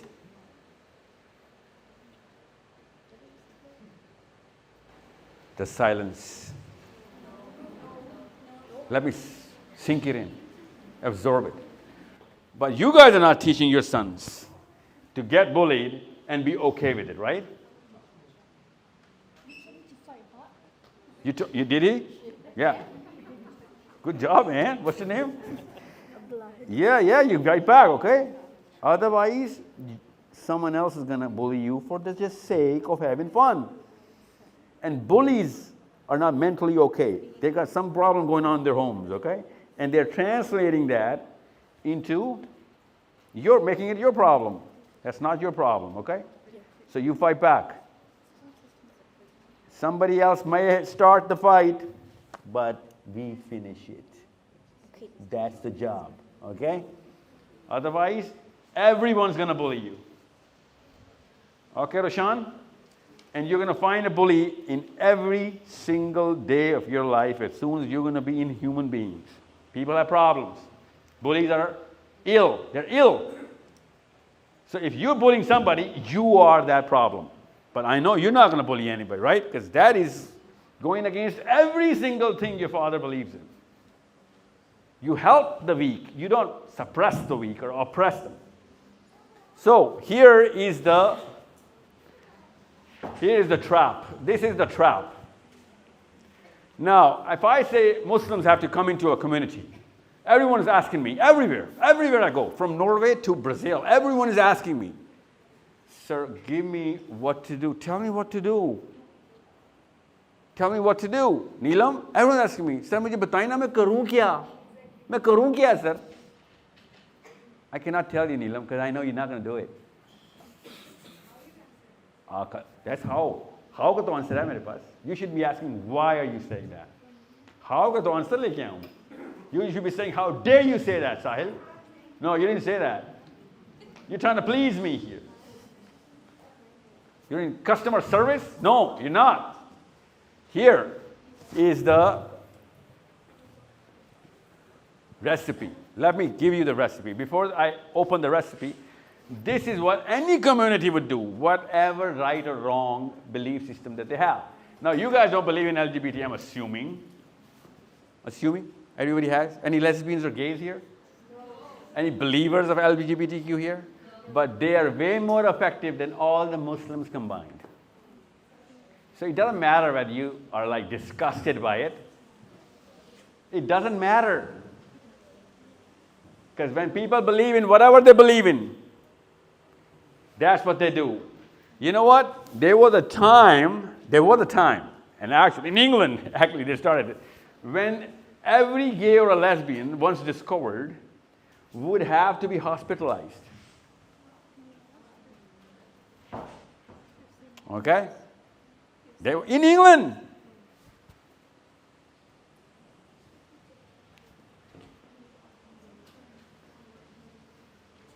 And now, this is a mental illness, okay? They have to be hospitalized until 1990. Most of you guys are alive. In 1990, you have to go to a hospital, go through all of that medicinal therapy, and then you will be treated. From that to this, mandatory in England. Mandatory in England. Not just England, by the way. I'm coming from Canada, grade 3, sex education. Every child, it is mandatory, incumbent to go through this education. You know what grade 3's age is? How old are you? 10. Oh, you're way past grade 3. 7. He is 10. What grade are you in? It depends on where 5. So, about 2.5 years ago, right? Yeah. So you know what, 7, between 5th and 9th year of age, what the brain is going through? Did you know that? See, you guys are not doing your own biology, your own homework here. There's a, and I'm not, this is not my topic, okay? This is just a case study. My topic is Islam. How to make Muslims coming into movement. Coming into the activist life. That's my topic. So, somebody who knew how the brain works placed this education at that age of the brain where the identity markers start to take place. This is that age. He's going through 1 more year left. You're 10, right? 1 more year left of a boy. And if it were to be a girl, Zanab is 8, right? Yeah, 1 more year left for Zanab. After that, mommy cannot change that. No matter what you do. Her markers are already installed. So why do you think they made it mandatory for this age? Schools. Why? Yes, so they would save money to change adults, because it takes a lot of money to change the opinion of adults. It takes billions, if not trillions of dollars to change the opinion of adults. It takes absolutely no money to make the opinion of a child. Okay? So brain work, it takes IQ to put that in that part of the school. Now you tell me, which mommy knew that at which age I'm going to install the Prophet ﷺ, the Muslim identity, and the efficacy of the Quran, and then the Quran? Did you do the math on age? All you had to do was Google up. It would have been less than a 10-minute journey, and you would have known. They didn't Google it up. Google is putting their research for you to read.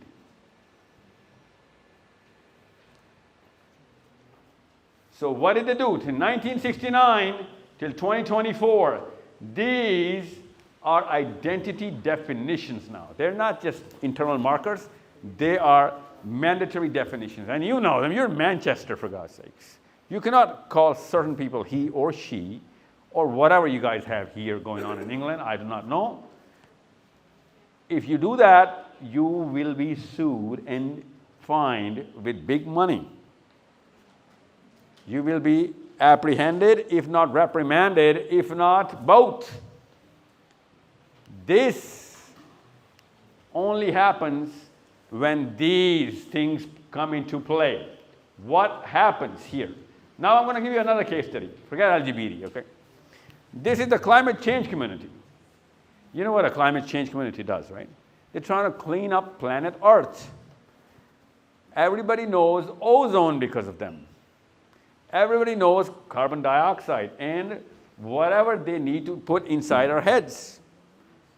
Now, they believe in something, so they started doing something from an individual to a small cluster to a bigger cluster, which they call a lobby, and different lobbies come together to form legislation and policies.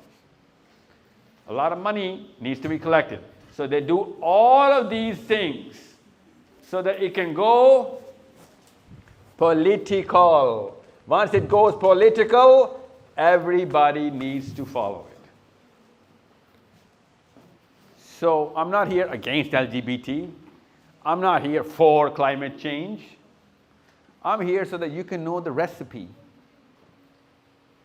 That people right in front of you are going to start something, and in less than 10 years it's going to become a thing, and in less than 20 years it's going to become a law, and you'll be like, what did it take for all of these guys to become so vital and so, credible and so listened to and so heard about and then so powerful? You know how many LGBT community, what is the actual registered number of all the registered LGBT people in the world are? Anybody?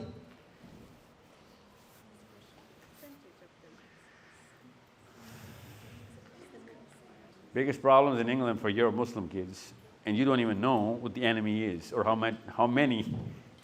Come on, seriously, nobody ever did that? I wish 5 million. 5 million only in Manchester, come on. I'm kidding, okay? I do not know the Manchester stuff. Here is what actually happens. I did a surgery and reverse engineered so that Muslims can come into a movement. This is the whole purpose of coming here. You know how many slides there are in here? More than 600 slides. Follow this one. I'm not going to open any one of them. You can take them home, read about how to create a power structure and how to become a movement and how to become a law. Okay?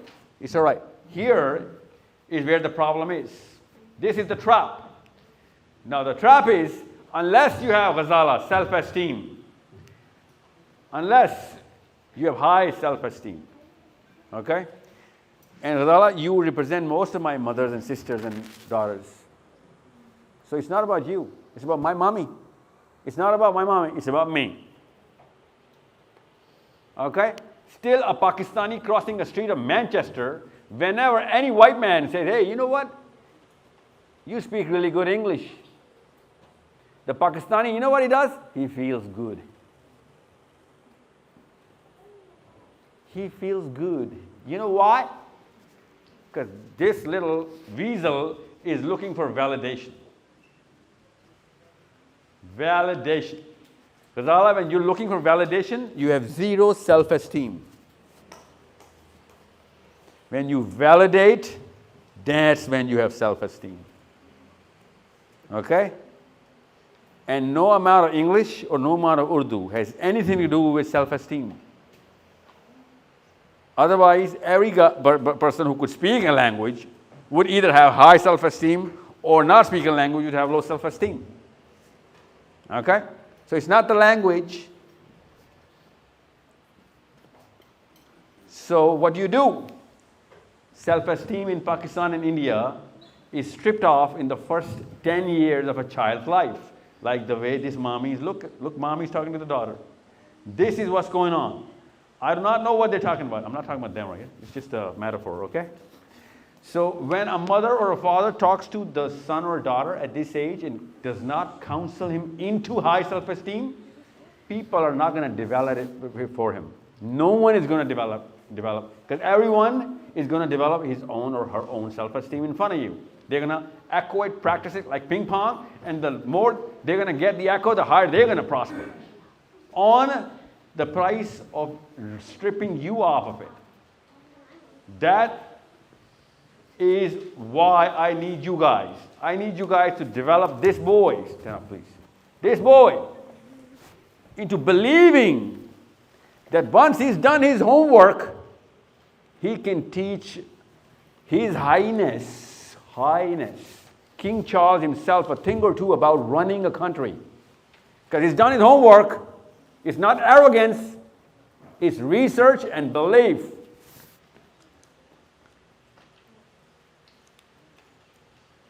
But we know what happens.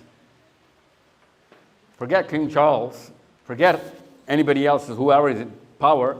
Any boy, by the way, this boy is not going to have that kind of a marker of a low self-esteem Pakistani, because he was given a higher or deeper a sense of his own self by Manchester.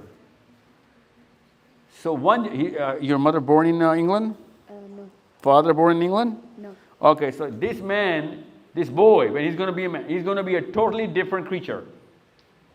His folks can't even identify with him, because this boy will be amazed and shocked by the way the self-esteem markers dip on the moments of truth of his father and mother when he's going to see them in public with other people.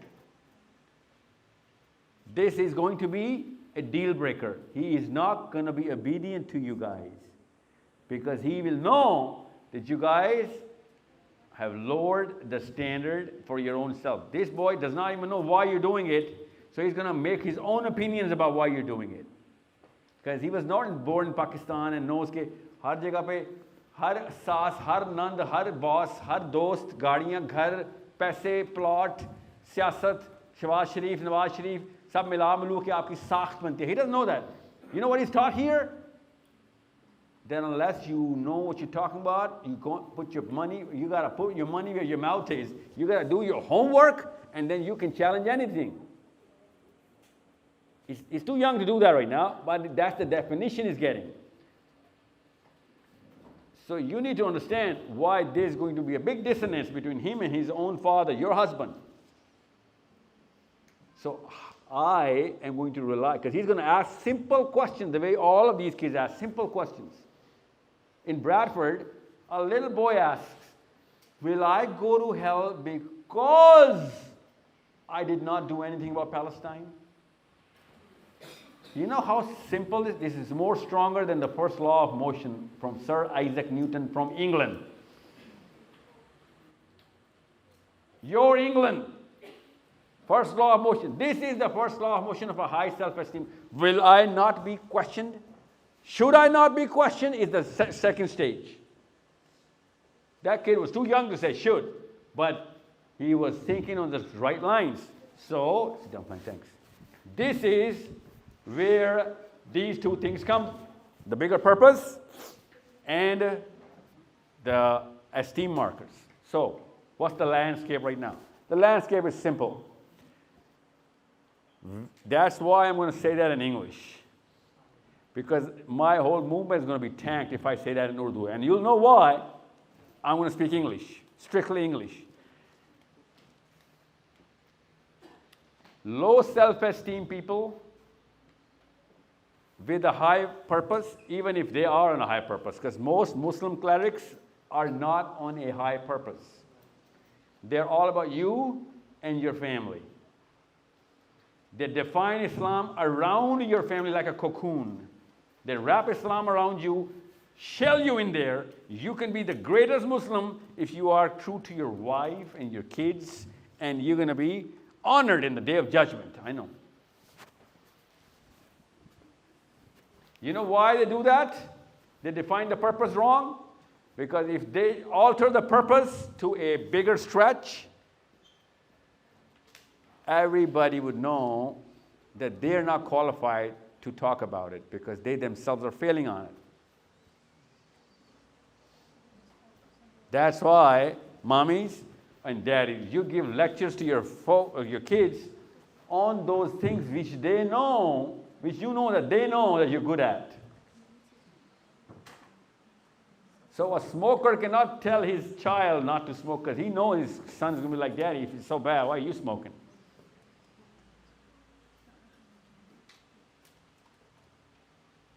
So he says everything else except smoking. Just like that, a Muslim cleric in England or America or Pakistan, they're not going to define this purpose bigger than your own household.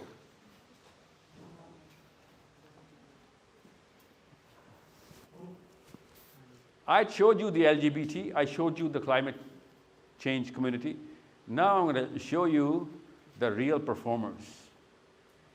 How a community works together, and you know those names. You're going to see those faces, you'll be like, oh, I know them. I want to show it to you. Don't worry, before I go. The biggest, most effective community, every man for the team, every team for the man. Blood, sweat, tear, money, space, effort, everything. Everyone for everybody. I want to show it to you.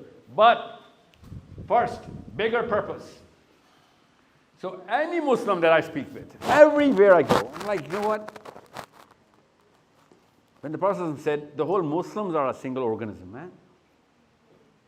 Why are you playing the Pakistan card or the India card or this card or that card, man?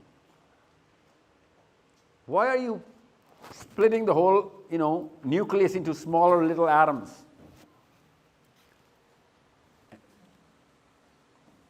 In Melbourne, Australia, I was standing, and there's a very famous cleric. I'm not going to name who. Actually, you can cut that off of the camera, because I can tell you guys. There were 3 people touring Australia. Me, Javed Ahmed Ghamdi Saab, and Nouman Ali Khan. Same day, same city. With no plan ahead of it, because they did not know my tour. I didn't know their tour. So, it so happened that I was standing in the stage of Melbourne, packed house, and this guy says, global purpose, Sahil Adeem. Can you prove that from the Quran? Can you prove that from the Quran that Allah is giving us a global purpose?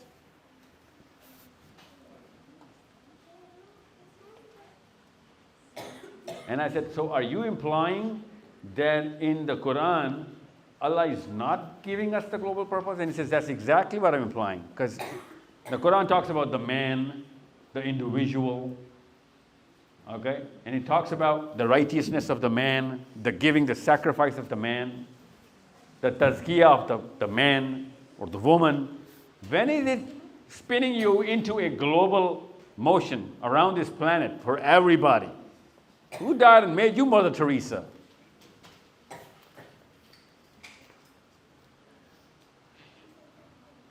You understand me? I know I answered him. I want you to tell me that you understood where he's coming from.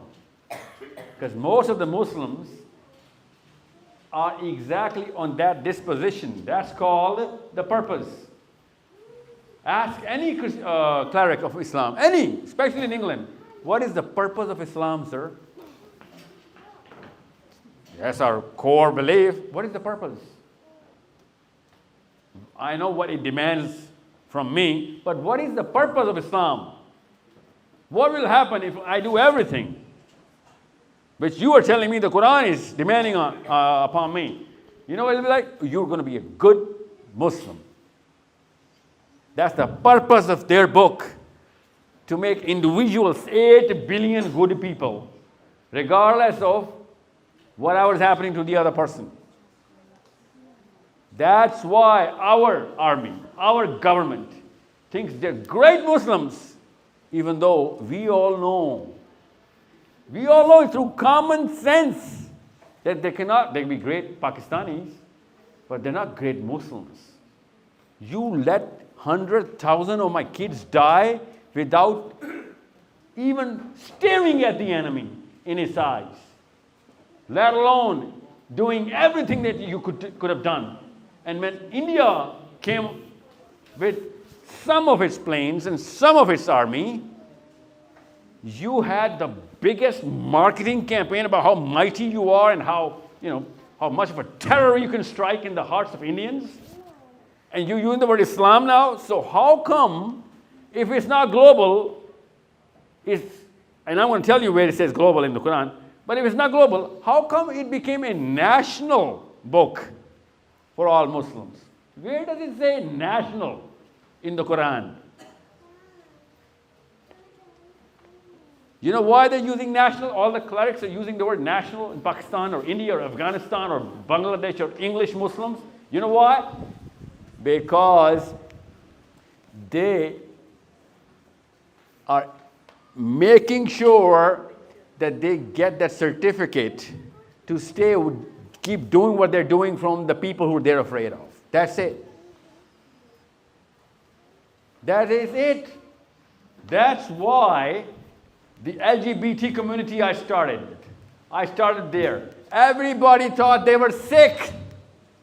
And they didn't stop. They didn't stop even if we were putting them in hospitals. They didn't stop. They started giving lectures, writing books, writing articles, convincing people, collecting money, making clusters, influencing people. And even at that time, no president or prime minister at that time in the 60s or 80s or 70s or 90s was gay or a lesbian. How come they were getting, real into this? Everybody got real into it because they were consistent and they were not on this disposition. In Toronto, the Muslim women took to the streets, Neelam, Muslim women took to the streets against the LGBT curriculum in schools in Toronto. Toronto is a city in Canada, okay? Muslim women, everywhere, You see all, the Muslim women, they scream, man. Can they scream or what? So they were screaming. Everybody was like, whoa, it's the first time we heard that kind of a scream. What's going on? They see women screaming? Who wouldn't hear, right? So everybody came together. The government got involved. What kind of strike is this? Strike against the curriculum of LGBT inside our schools. So the Minister of Education came in Toronto to address the Muslim women. And she says, I too am a woman. I too am a mother. I can understand what you're going through. And these Muslim women were like, awesome, white chick. A white chick. Just like the Prime Minister of New Zealand, right? Coming to Christchurch, wearing the dupatta. So a white chick. And she says, I too am a mother. I too am a woman. And I too am a lesbian. 20-minute break now. Okay. And that's the difference between you all women and these women, because we actually made sure that we have the right people in the right place, with the right brains and the right mind. You guys could be in the right place, you're the wrong people for this job that you're trying to do. You don't amount to anything. 20-minute speech, obviously she didn't use these words. She's a politician. But she used all the words in the dictionary to make sure that no Muslim woman is ever going to uprise against LGBT curriculum in the books in schools. She was so gutsy.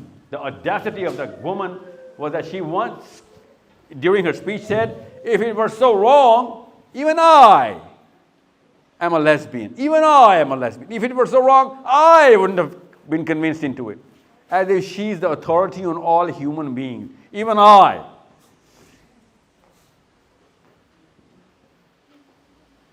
It took 20 minutes to kill all of that movement that Muslim women had started for 3 months straight up. 20-minute speech.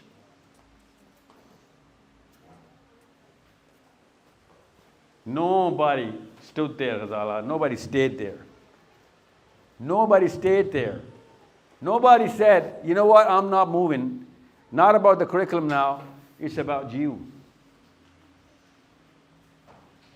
It's about you and me now. It's your esteem against my esteem now. We're going to battle it out now. Nobody. You know why? Because you can compete a dumb man with a smart man. You can. People have. Millions of times. It happens every day in Pakistan. Dumb people are competing with smart people. You can do that. And the results are unpredictable. You'll be amazed at the kind of results dumb people have been able to achieve. It's amazing.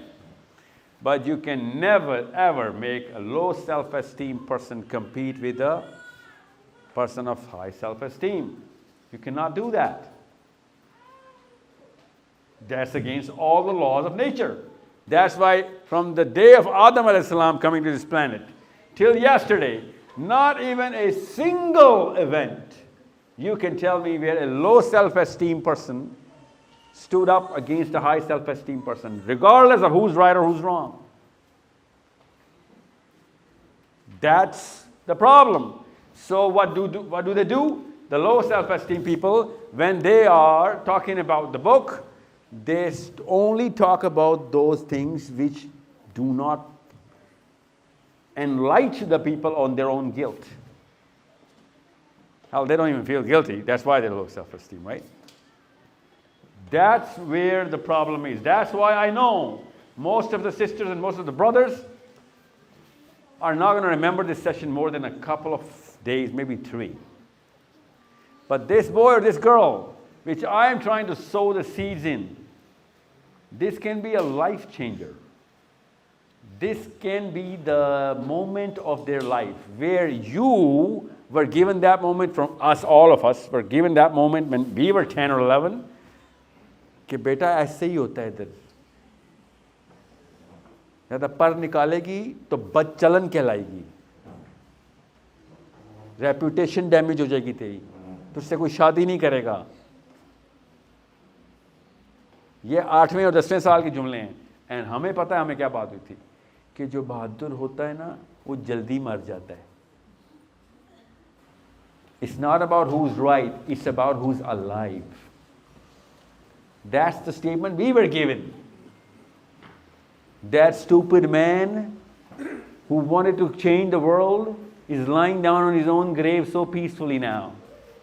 And I'm saying this to my own son in front of a grave of some martyr. But this Manchester son of mine is going like, Daddy, so how many thousands of years are you planning to stay on this planet without going into your own grave?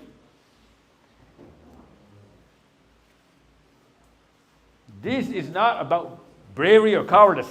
It's about self-esteem. So, where's the trap?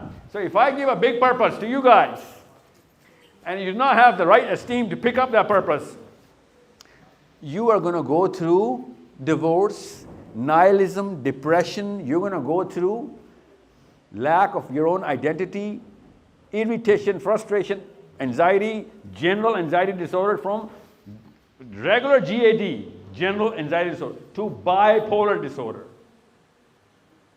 This is what's going on in the Muslims, militias, where most of the militia people are bipolar patients. Because nobody worked on them when they were young, and everybody started working on them in their late teens and whatnot. And once they got the true picture, Dr. Israr ko sun liya, Maududi ko pad liya. And everybody, I'm going to do this. He's not developed. He's gone. He is not going to be fit to be your son or your brother or your daughter or your wife or your husband.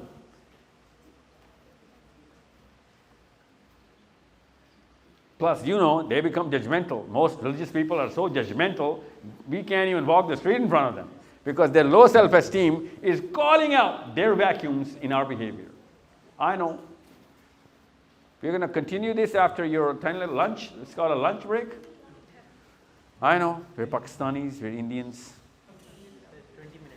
20 minutes. 20. Listen. If it were up to me, and I did delay it in front of you, this shouldn't have been a showstopper. Okay? But you know what? I know. Take a test, take a poll. You're going to take a, what's your name, sir? Arsalan, you're going to take a poll. That if I had to miss that lunch, you would have listened to one statement, top of the mind, one statement. That's the kind of Muslims we are. He promised us lunch, didn't give it. You understand? My Islam is going to be, even though their definition of coming here was lunch, not Islam. But me putting Islam on the table instead of lunch would have challenged my Islam. For a person who didn't even come for Islam, for lunch. That's the poll. You can hear in every Pakistani community. Khana hai?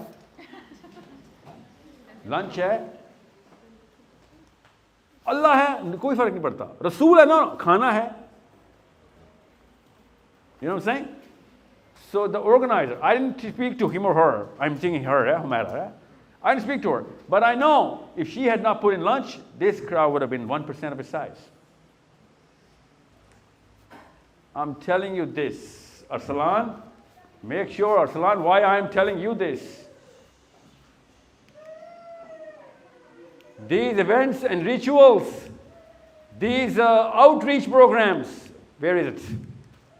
These outreach programs, this is an outreach program for my community, Muslim community, my movement, the IMS, my call for Palestine, my call for wherever, any human being, let alone a Muslim, any human being. I'm trying to prepare these ones. But this they're doing for free. People are paying to come in. We have to feed to bring in. They're paying to come in. They're not doing for Allah Azza wa Jal. They don't even believe in the Day of Judgment. Maybe they do. Most of them don't. We believe in the eternity, a billion years of either torment or delight. Billion years. Well, billion is less. And still, I need to fulfill a 20-second appetite. My esophagus to my stomach. And by the way, there are no taste buds in the esophagus. It's only this distance. We're trying to pleasure. Just a little tongue. And it's a game changer. Think like a psychologist from now on, okay? Experiment, understand, run the pattern, change the course. You're 13, 14? How old are you? You're 20 what? You're 28? Does he look 28 to you guys? I thought you were 15. Okay, well, you're right on the cusp, okay? So you make sure you understand why I'm telling the boys, not the uncles, the girls, not the aunties, okay? So we're going to continue this. Please, I know I'm going to get more efficiency if your taste buds are going to be in sync with your brain cells, okay? 20 minutes. What's the time right now? 5:30. 5:30. So by 5:50. We meet at 5:50, inshallah. I got to run.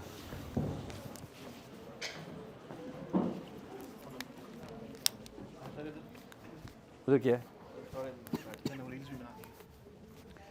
Okay, here is the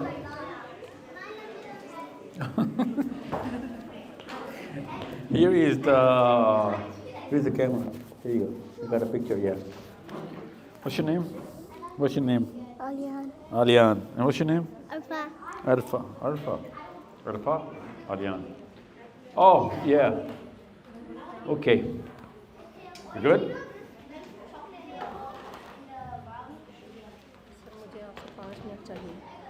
अभी तो अभी पूछे ना मुझे home schooling के बारे में बात करनी है या बीच में से बात करें आप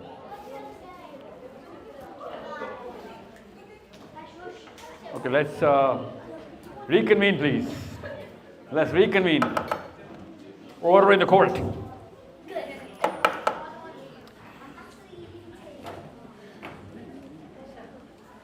Gee. Anybody sitting on any question? Oh, really? Yes, sir. Yeah, you. Did you not raise your hand? Do I know? 2 questions. What's your name? Abdullah. Abdul what? Abdul Ahad. Ahad is the key word here. Huh? Say it properly. Abdul Ahad. 10. What do you say? Yeah, you're 10-year-old, right? Ahad? Yeah. Okay, what's your question? So the first one is, how did the Jahaliya stop? Like the age that when people in Saudi Arabia, like in the old Muslim science started. Can you take a picture again? Maybe because Why did the Shaitan call the child before he used to be an angel? Why did he go against Allah? So there are 2 different questions. So what was the first question? How did Jahiliyyah stop? Start. Yes. Oh, okay. Oh. What is Jahiliyyah, Abdullah Ahad? The age of ignorance. What is it? What does it mean? So when people went against Just give me pointers, okay? People did what? Number 1? Worship the idols. Number 2?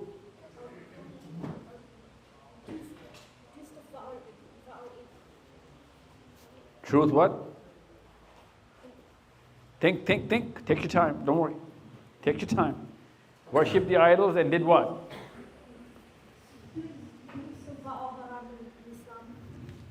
Well, Islam was not there. Think. So in India, close to 1 billion people are worshipping idols. That's part of the religion. Is that Jahiliyyah? So we're still in Jahiliyyah? Yeah, but that's just one indicator, right? You got to match a few more. Think. Take your time. Jean, next question. Take your time. I'm waiting. How did Shaitan go against Allah? Not how, but why. Because how is very easy. The way you go against your father is the same mechanism, right?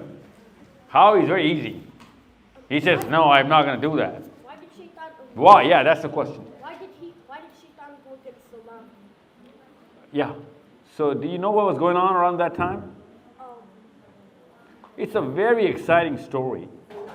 It's way more exciting than any video game that you're going to go through or any Netflix that you're going to see, okay? So the whole universe was filled with two armies. The big universe. The universe. The universe. What do you call that here in England? Universe, right? Am I speaking in an accent? So Allah had the whole universe was full of two armies, eh? You know what an army, innit? Armies, angels, and jinns were fighting with each other, day in, day out. Billions and billions of them. For what? For what? The Prophet ﷺ said that when Adam ﷺ was not there, jinns took arms against the angels. And angels were led by a jinn. Okay? Those jinns became aggressors. They broke all the laws of Allah. So there were laws.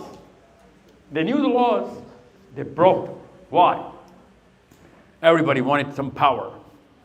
So they tried to oppress whatever they could possibly to claim some sort of power about in front of their friends. Okay? So those little fragments became armies.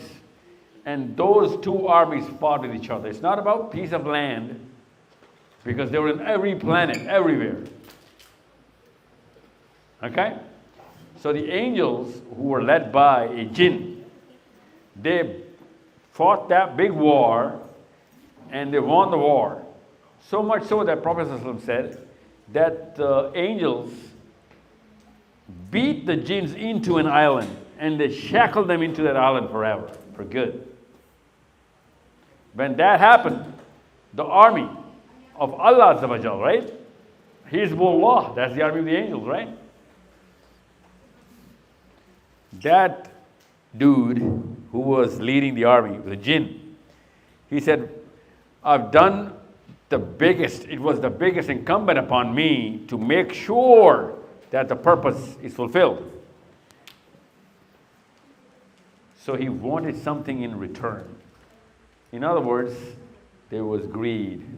He was not doing it for Allah, he was doing it for himself. Okay? So if you're doing the right thing, but not for Allah, for yourself, for whatever other purpose, that's what Allah taught us, that this is going to make you go bad. So since he wanted the whole emperorship, Allah said, I've already made an emperor for all of those terrestrial planes in the universe. So he said, who's that emperor? Who's that guy? Because I know everybody. Half of them are dead. Half of them are under me. Who's this third guy? Right? All the angels are under him. All the jinns he just beat and, jail them into an island. So who are you making an emperor? And Allah says, I am making a new species altogether. This is going to rule on behalf of me. Because when they're going to go clean, they're going to go totally clean. Because if you went clean, and on the moment of truth came, you were all about yourself. So he wanted the same thing that Allah gave our father, Adam alayhi salam. You got it? That's why he went against Allah. Okay? Yes. Fix the microphone? You can't hear me? You can't hear me? You can hear me.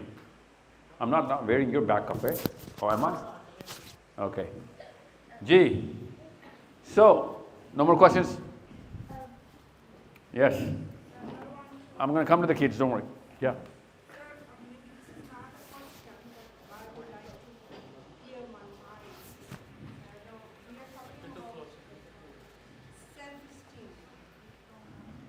Yeah. As per our previous discussion, what I'm feeling and what I understand about self-esteem, yes, a system around us, surroundings, a system in which we are living, it also affects on our self-esteem. Yeah. In that. It affects it. It's not self-esteem. My school is not my self-esteem. My friends are not my self-esteem. So how a person at a personal level would help himself or herself to build a self-esteem? If he's broken already? Okay. So I was talking about first building it.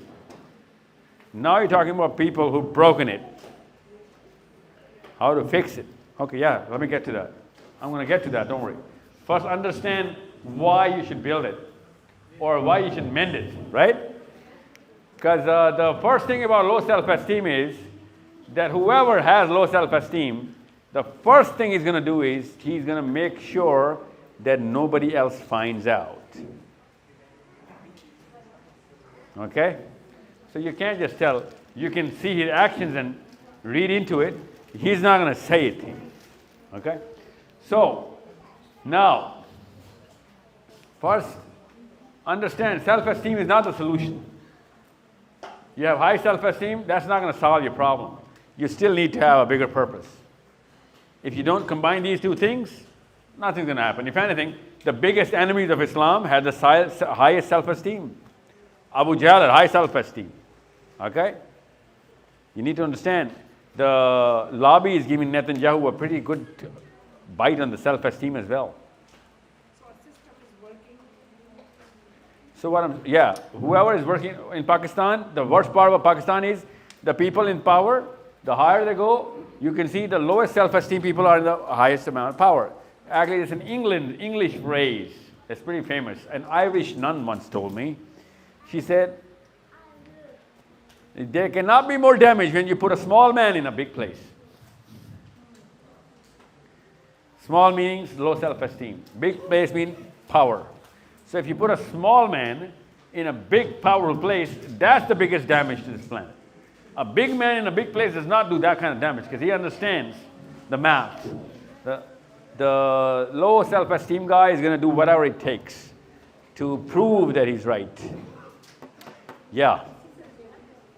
आपने अभी कहा कि जो Pakistani parents थे उन्होंने अपने बच्चों की सेल्फ स्टीम को डैमेज किया है या किया है तो ऑलरेडी डैमेज हो चुका है अब उसको कैसे छुड़ाएं और कैसे होगा अगर पाकिस्तानी बच्चे वालिदैन हैं तो फिर वो शक्ल तो चलता रहेगा तो फिर ये कैसे You're in Manchester? हर जगह Yeah, so Manchester is going to build up their... I can get my definition of my own esteem from different philosophies, different channels. I can get it from a group of people who are in my football team. I can go to the church. I can go to the masjid. Okay? I can look at a lot of elders who are giving me a lot of guidance. Channels are different. My proposition, well, my problem, my contention is, जो मसला है मुझे, that masjid is the only building in the planet right now which is not giving any self-esteem to a Muslim. It's not designed to do that. बल्कि मस्जिद जाके आपकी self-esteem और लो हो जाती है. You need to understand the problem. You know when the black movement is going on in America? Anybody knows? Anyone has read that? Are you guys familiar with Martin Luther King Jr. and his work? Malcolm X, have you heard the names?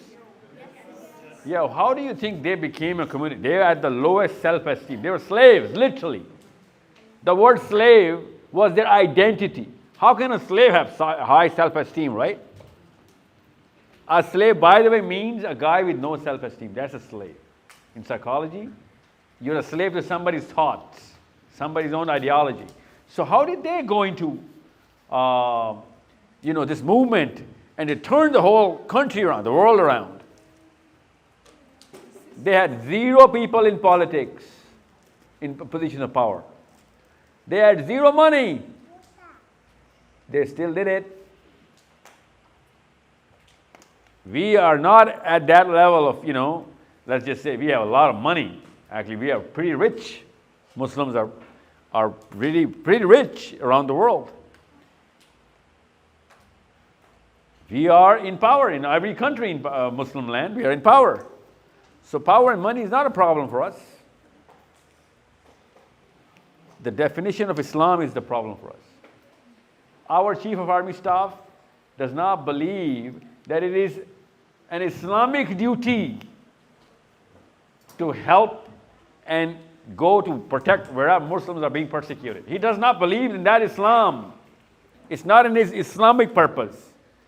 But when the United Nations sends the Pakistan army to Africa in many missions, there are multiple missions going on in the United Nations, that is his Pakistani duty to go there. You understand me? And Benjamin Netanyahu can stand in the United Nations General Assembly and open the Torah and recite passages from the Torah saying this is a promised land in my own book, even though the whole world is listening to him. The Chinese don't believe in the Torah. The Japanese don't believe in the Torah. All the Muslims and all the Jews and the Christians, the countries which are all of these, only they believe in the Torah. But he's saying it to the world. And no Muslim ever has opened the Quran in the United Nations to recite from the Quran that this is a promise. Inside the Quran, he's right, Mr. Netanyahu is right. God did promise them. And then he said they did not fulfill their end of the bargain. So I am making them the people of punishment. Maghdubi alayhim. That is their identity, the real identity in the book of God. And it is going to be upon Muslims as well, because Allah does not play nepotism. God does not play nepotism. He said it's the same promise. I don't change my course of view. I'm God. I gave it to them as a promise, as a covenant. They didn't fulfill it. Then I gave it to the Christians. They didn't fulfill it. Now I'm going to give it to you. If you don't fulfill it, you are not a favorite of Allah just because you're Muslims. In the Quran, Allah says, I'm going to replace you with people better than you. Allah does not play nepotism. Muslims are not the most favorite people of Allah. Righteousness and the message of God, the covenant, is upon people of righteousness. If it's not going to be Muslims, somebody else. Allah says in the Quran, it's going to be somebody else. So if Netanyahu can stand in the United Nations and say, God promised us, some Pakistani or Indian or anybody in Islam would be like, yeah, you're right, God did promise you. That's past tense, buddy. Then God promised it to the people the disciples of Jesus. Did they take the covenant mission to the world? No, they didn't. Now he's giving it to us. And I'm not saying we're the chosen one. Allah says the message is the chosen message. People could be anybody. So you want to play the book? We got a bigger, fatter book than yours. And this book recognizes your covenant as well. So you can't even say, you know what, your book against my book. No, they can't say that. Our book is not against their book. Inside the Torah, I'm going to tell you the verses where Allah is talking to the Jews saying, if you do not live up to this covenant, you will see the wrath in your own life. Muslims did not get that kind of punishment because the Prophet ﷺ saved us from the punishment on this planet. And the Jews did see that punishment. When the Mount Sinai, Kohetur, was raised up upon them, they were given the covenant, And Allah says, if you're not going to live up to it, you're going to see my wrath in your very life and beyond. And they all saw the wrath of God coming down to them. It's called the War of the Maccabees. हदीस सुनी हुई है ना, जब यहूदियों को बंदर बना गया था, वो एक कबीला था, दुनिया में ही सजाएं मिली हैं। कबीला था, उसको वाकई में दुनिया में सजा मिली थी। मुसलमानों को ये सजा नहीं मिलती. Muslims will be punished. The only religion in the world which comes with a guarantee of punishment is Islam to all Muslims. We don't play the chosen ones. The only message book which guarantees hell to its own followers is the Quran. That you're not favorites, buddy. It's a fair game. You want to play it? Play with these rules. If you're not going to play it, sorry. You want to challenge? Come challenge Allah Azza wa Jal directly. We'll see who's the mightier one. That's the challenge of the Quran. So this is where the identity markers come from for a Muslim. That, yeah, I'm not a favorite one. I'm not a narcissist. Just because I believe in the Quran, God does not become my ally. I got to do something.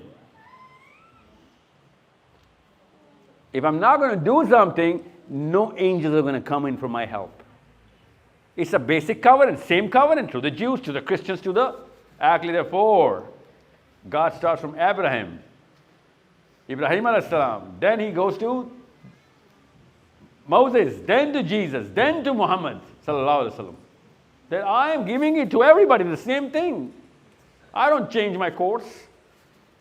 So, make sure this purpose is in all the books except the current lectures of the Muslim clergy. Every book has this. The Torah says the Messiah is going to come. Doesn't the Torah say that? It says that 26 times in the Torah, actually.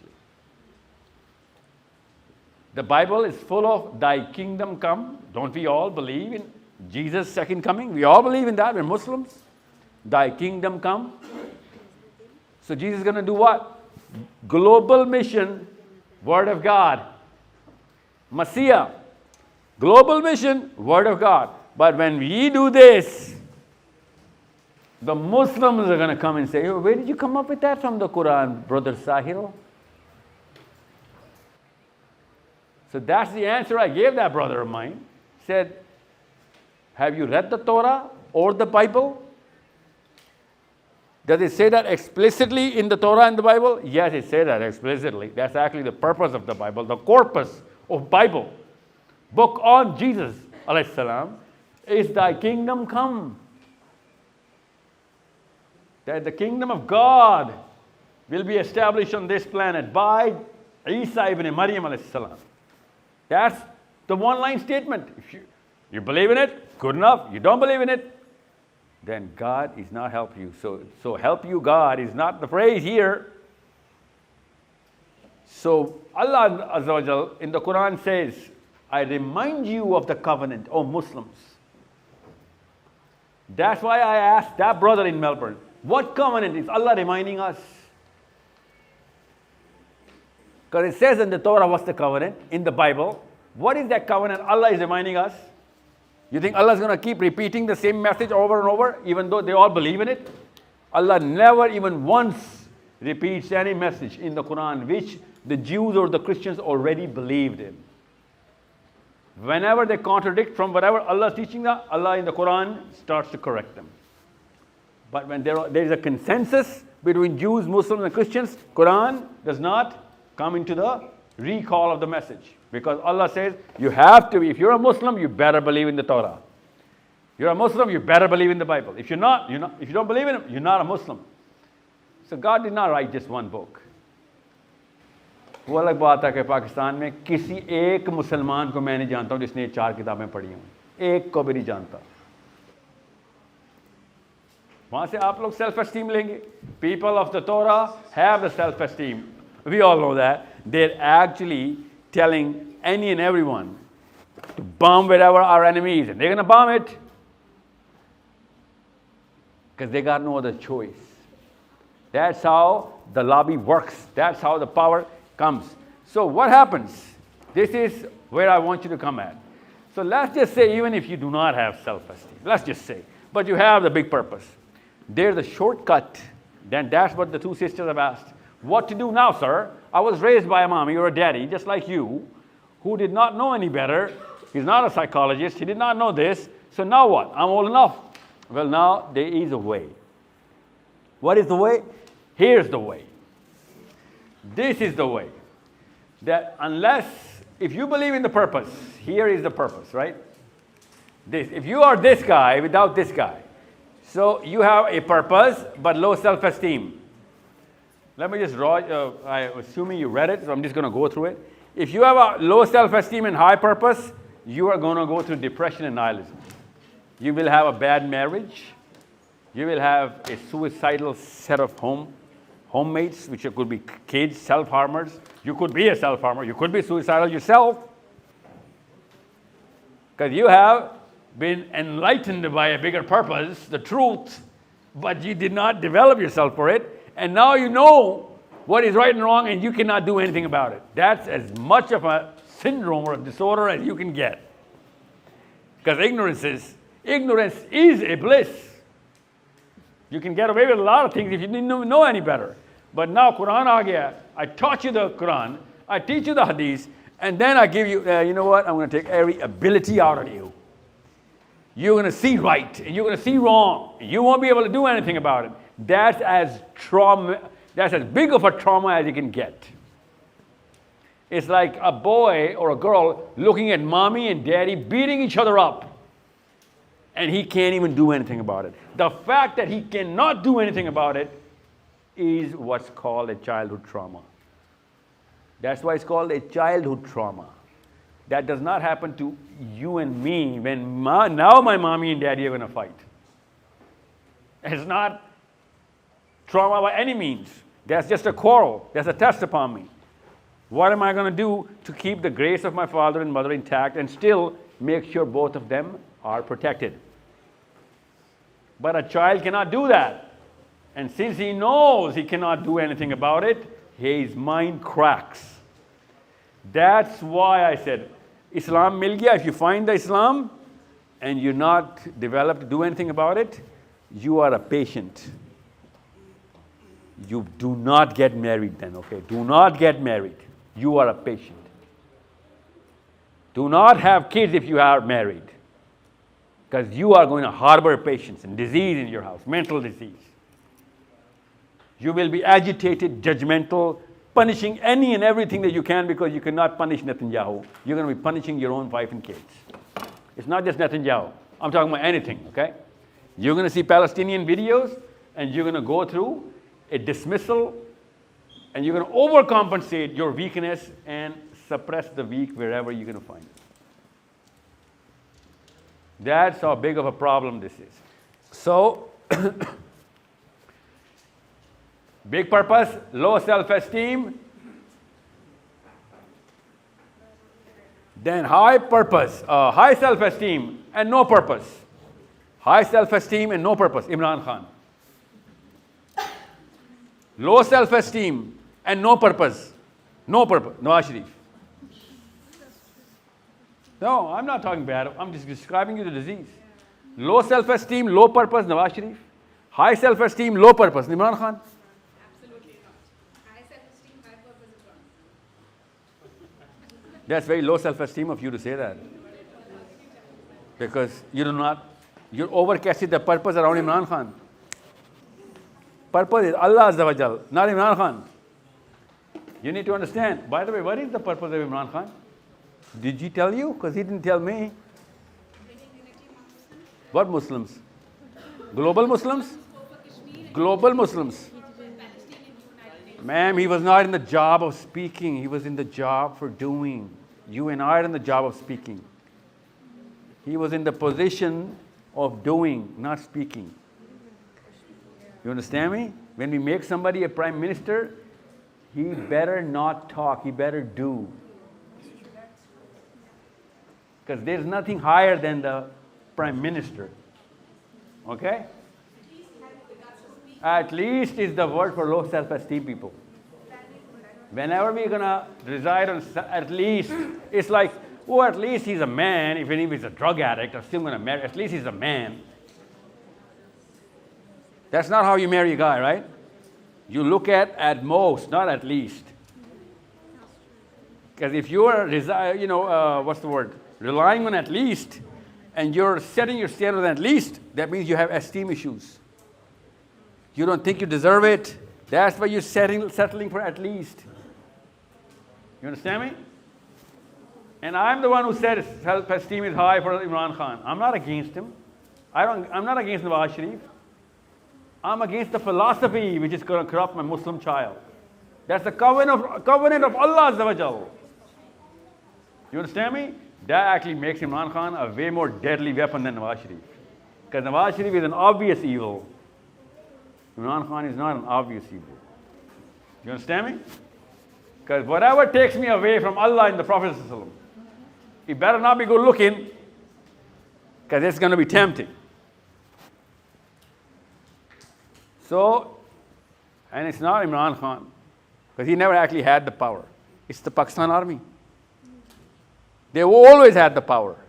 But you know what the kind of Islam that they believe in? They believe in even less than the nationalistic Islam. Because even nationalism is not part of their religion. That's just nationalism. That's their true identity. Religion is only for myself and my prayer mat. Religion has nothing to do with Pakistan or India or whatever. Then it ends up, sir, the Muslim faith that, okay, in a secret account, they will. Yeah, that's called compensation. That's what I said. He's going to compensate for the vacuums. He's going to come up with virtues around failures. Whenever you're going to find failure in your own self, you're going to virtue signal it. So in Pakistani, Indian, Muslim movies, the victim is always the hero. The rest of the world movies, the guy is going to save the victim is the hero. But in our heads, victim is the hero. That's why all my Pakistani sisters are looking for validation or testimonies or witnesses. देखा है ना मेरी सास कितनी जादूगरनी है. देखा है ना का मतलब पता है? Do you testify?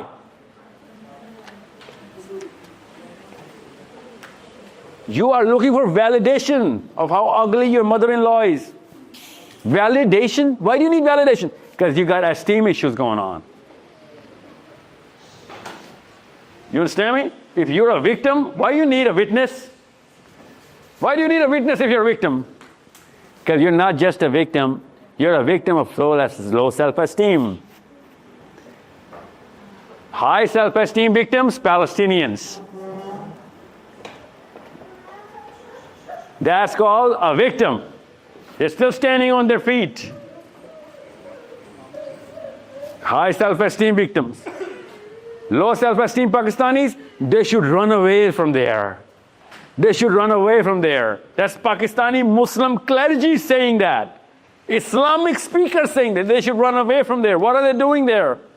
High self-esteem Muslims are saying, we are responsible for whatever. We should run to them.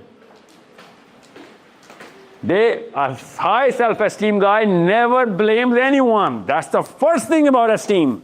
If you're going to blame somebody, you have no self-esteem. Okay? So, Imran Khan in jail, your problem. You are responsible. You're PTI, right?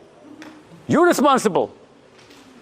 By the way, that's the first time in Pakistan or human history that the most popular guy was beaten in the streets, thrown in jail, sentenced to things he never even committed. And none of his followers broke him out. That's what happens when you are a leader of a low self-esteem nation. They don't even come to save their own hero.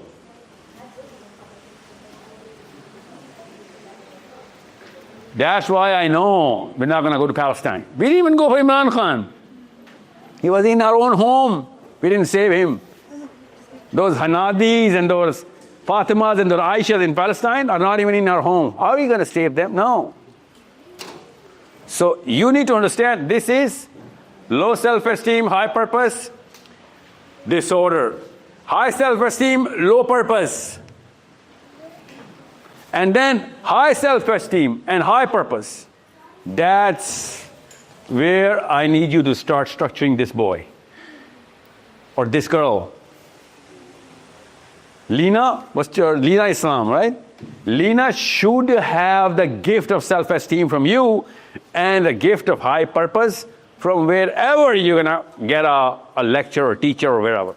His teacher or her teacher are not going to give them a purpose, esteem. They do not have enough handle to develop esteem. They're going to try, they're going to motivate the hell out of them, but motivation does not lead to self-esteem. Definition, responsibility, being accountable for not living up to your responsibility, that develops self-esteem. So, sister, what's your name? You asked me this question. What's your name? I'm Saima. Saima, you asked me, how can an adult now, around this system, develop the self-esteem now that we're here? Well, same rule applies. This boy's name is Roshan. Roshan, if he makes a mistake, and if he gets away with it because you approve of that mistake, you've killed his esteem. You made a self-loving Pharaoh out of him. This is Pharaoh on the left. This is narcissism on the right. That's the extreme of two spectrums. And all the Pakistani women think that self-loving guy is a narcissist. Narcissist is not a self-loving guy. Narcissist is a self-hating guy. Okay? Every Pakistani woman I meet, every other obviously, my husband is a narcissist. What does he do? He's in love with himself. That's not a narcissist. A narcissist hates himself. And since he loads himself so much that if something reminds him of his vacuum or his, weakness, he bullies that guy and boasts as if it is his strength. He masks his weakness, masks them as his strengths. That's narcissist. Pharaoh was not a narcissist. Pharaoh was in love with himself. He's an arrogant person. He had convinced himself he had no vacuums in his own personality according to him.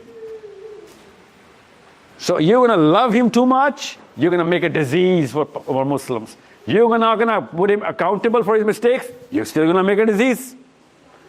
And if you're going to put him in trouble for things he didn't even do, and you're not going to give him enough love for whenever he needed it, you're still going to make a disease out of him. So, Saima, understand, are you accountable for the things that you yourself should be in your own life right now, at your age? If you are, and you're punishing yourself for it, then you're going to develop your esteem right now. It's a very hard therapy because this kid does not feel embarrassed in front of people for the sake of getting embarrassed. You are. You got too much of a reputation going on, okay? That boy doesn't even know what that means. So you are going to put yourself accountable in front of other people. 3 more layers to breach before you can actually do that. That's why I keep mentioning Fyodor Dostoevsky, Crime and Punishment. The book. Every Muslim should read this.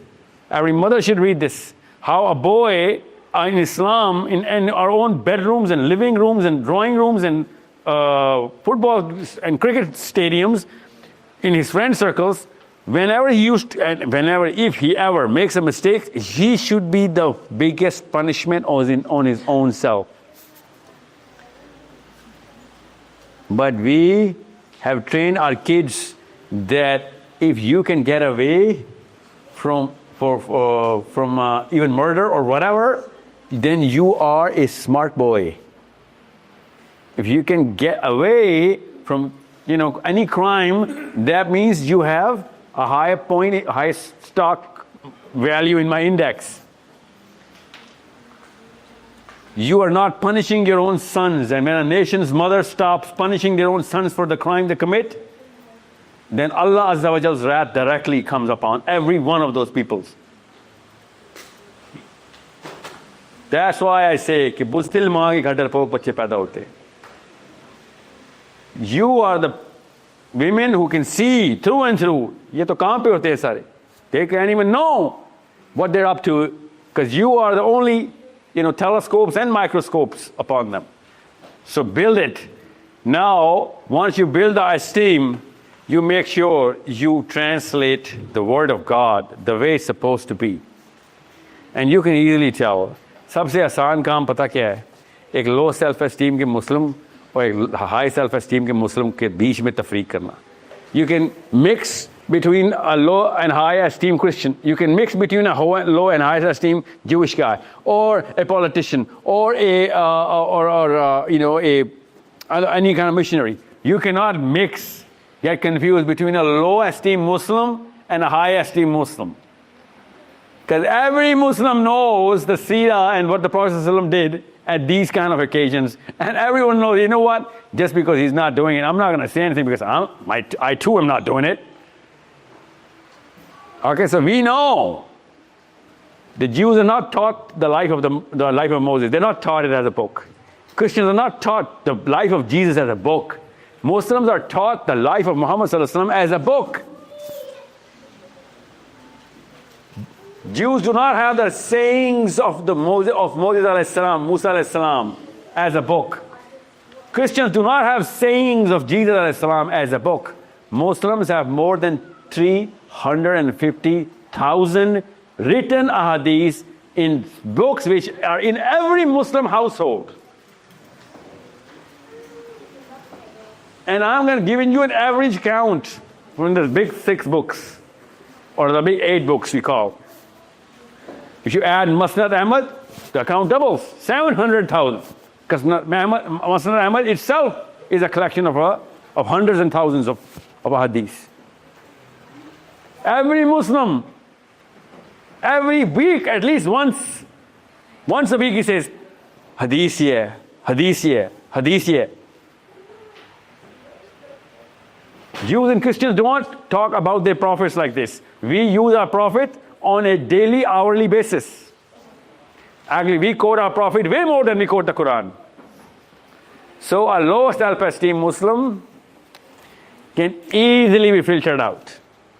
Actually, you know what? A high self-esteem Muslim can easily be filtered out, because most of them are not.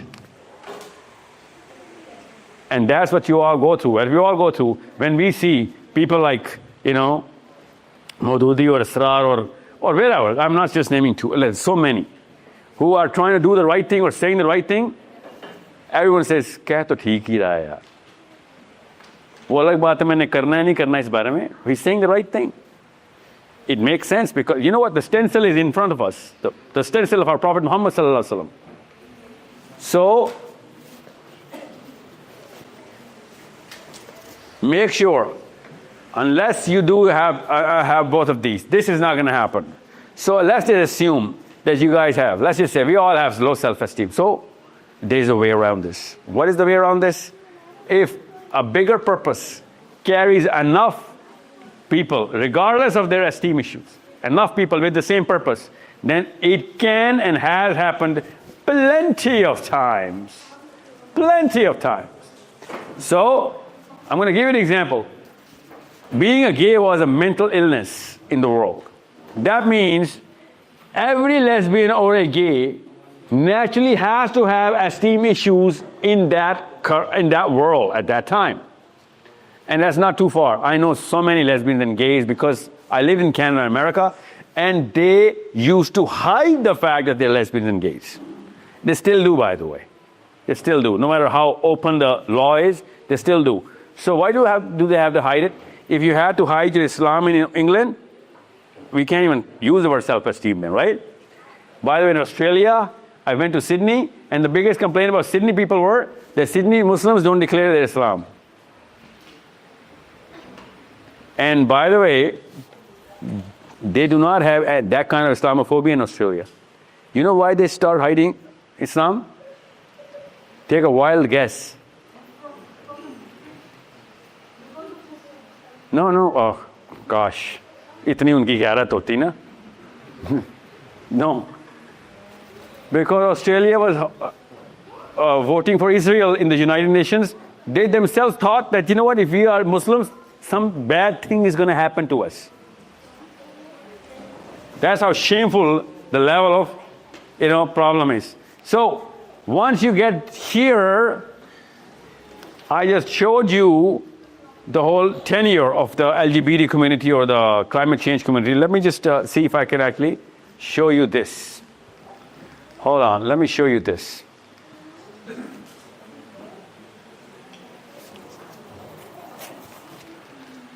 No, I cannot show you this. This is too much.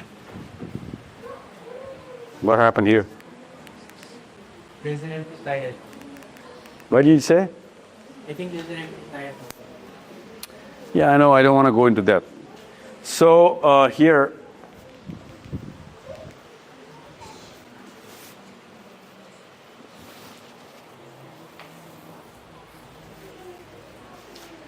so focus on this slide, please. This is going to be a little technical. I'm going to make sure even kids know about this. So don't worry. I'm not going to make it technical, okay? Yeah, questions, ask me, because this is the final slide. After that, I'm going to go back to the pyramid and show you how to make that pyramid. This is the problem. This is how God made us. Okay? This is in every child, in every single child born anywhere in the planet. This is the order of the child. This child naturally has empathy. This child naturally has a sense of fairness. If he does something wrong, he naturally is not proud of it. He naturally tries to hide it. Everybody knows this is the natural order of the man. And then there is this, where the mommy and daddy comes in. That's not the natural order. This is where we first and foremost change the definition of the man.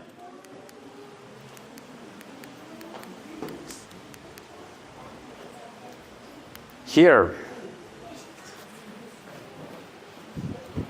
the self-preservation, that's what is written, okay? So, जब अल्लाह ने कहा था ना एक इंसान की जान बचाना सारी इंसानियत की जान बचाना है, साथ ही अम्मी ने कहा था वो एक इंसान तू है बेटा, अपनी जान बचाई, सारी इंसानियत की छोड़ अपनी जान बचा. You understand me? That's why 1000 साल की दुआओं की दरख्वास्त रोज 5 दफ़ा इसके लिए हो रही है, इसकी अम्मी की जायनमाज पे. So when mothers are going to ask for thousands of years of age for their sons, that means they cannot fulfill anything in the Quran. The Quran is against the 1,000 years of prayer. The Quran is exactly the opposite of 1,000 years of lives and prayers for that. So you are in a totally different book altogether. And not just for your sons, but your husbands as well, right? And hence yourselves. So when you know that self-preservation is the central tenet of our parenting model, there are only 2 models, by the way. One is the self-preservation, one is the Community preservation of others. Okay? One is the self, one is others. The Quran was on the preservation of everyone, hence others. We are on the preservation of our own self. So as soon as we put self here, all the definitions change. All the definitions change. And once the definition change, our definitions of career, success, failure, progress, smart, dumb, good, bad, and most of all, right and wrong changes. That's why you define the career in such a beautiful way. In such a beautiful way. Because every man knows that. I don't know how amazing you got that book published. हर लड़की को आती है वो किताब, और हर लड़के को पता है उस किताब में सवालों के आंसर क्या हैं. वरना रिश्ते ही ना होते ना हमारे. We know the answer to your question, and you say yes, and then says kabul hai all the time. Imagine that. आप तो कभी मिली भी नहीं थी हमसे शादी से पहले, मगर हमें पहले ही पता था कि आपके सवाल क्या है. How did that magic happen? Quran हमने एक नहीं किया, निकाह नामा लेकिन हमने एक कर लिया है. कुरान का मतलब नहीं पता, ना डेप्थ पता है, निकाह नामे की एक एक चीज पता है. इमेजिन, लड़के भी आपस में ये बात कर रहे होते हैं, कहाँ मिली जॉब, वहाँ मिली है, फलां टाइप की लड़की मिलेगी अब तुझे. You qualify for the hierarchy, there is a hierarchy of girls. League setting, 10 lakh की जॉब पे फला टाइप की लड़की, 5 लाख के पे फला टाइप, 1 लाख पे फला टाइप, 50,000 पे कोई लड़की नहीं, कोई टाइप नहीं. And when they're going to plot the picture of the girl at 1 million a month, they will actually draw the right picture. You know those girls too. You know what I'm saying? How come that got so well synced? Because this got synced. So, how do we qualify girls? Because they qualify us through this. We qualify girls how?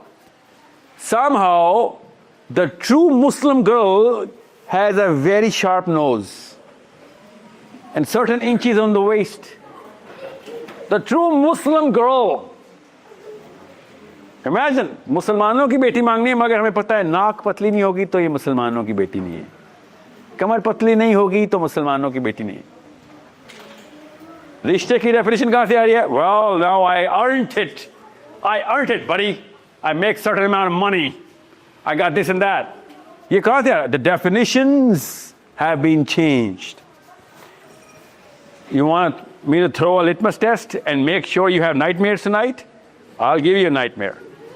None of the Sahabis, none, would have gotten married if a current Pakistani Indian Muslim woman were to choose their husbands. None of them. Imagine that. So you think we're going to build a community? These single girls who are qualifying with certain parameters cannot have the kind of babies with high self-esteem. You see where the cause is now? You need to understand, Sahabas had high self-esteem because they had cultural definition set properly. The definition of honor and dignity was intact. The definition of protectiveness and community building was intact. Hence, the Quran went right in the perfect timing when the community was coming at its peak. हम पे भी कुरान आ सकता था, हमने अपने इस काबिल किया ही नहीं अपने आप को. और जाहलिया में Abdullah, the Jahiliya people, the man of Jahiliya was still man enough to be chosen by Allah for the Quran. Imagine that. They had no knowledge. They had every practice going wrong. But since there are some certain definitions right. You know what those definitions are? That if somebody goes down, everybody goes down. So Hussein alayhi salam, when he's going to fight Yazid, he looks back. No one's coming for him. He looks back and he says, what happened to you Arabs? He didn't say Muslims. He said, what happened to you Arabs? You were better than this before Islam. When a man who was, somebody ripped him off and he was a merchant and he stood inside the Kaaba and he says, where is the dignity of Arabs for this one guy who's oppressed by one of you guys? They swindled me out of my money. And I'm a stranger in this town and you're not going to come and protect a stranger because he's not one of you, even though you oppress him. And every Arab's leader came together and they made a pact that we're going to protect the oppressed no matter what. And they did so. And that Hilful Fadul, that's the pact Hussein al-Islam invoked. And he says, I do not invoke Islam, for you have forgotten every definition my grandfather taught you. I invoke the treaty of Hilful Fadul, because that flows through your blood. You've forgotten the very definitions because of the fear that you've actually put on your own self from Yazid. So why I'm telling you this is not a sermon on what to do. This is about why. So you tell me, I'm talking to English Muslims. Should I take a test, which I did in Bradford, I did in London, I did one in Glasgow. I did two sessions in Glasgow. What was the main motivator for any one of your family decision makers to come to England. You'll find out, they said that was the motivator right there. You know, in Pakistan, people are now trying to, you know what they're saying? अपनों को छोड़ के बाहर जा रहा, ये कौन सा इस्लाम है? इंग्लैंड में सिखाएगा तू? That's what they say now. So you tell me, did you guys come to England as the missionary movement went to Japan from England? No. Did you guys come from Pakistan, a Muslim land, to England as the missionary English went to Philippines or Brazil or this? No, you guys are not missionaries of that kind. You're a missionary of a different kind. You know what that missionary is called? The self-preserver. So why? Why am I giving you, a repeat telecast or whatever you already know? Because this boy is going to have two different philosophies coming into his head. Save yourself. That's smart.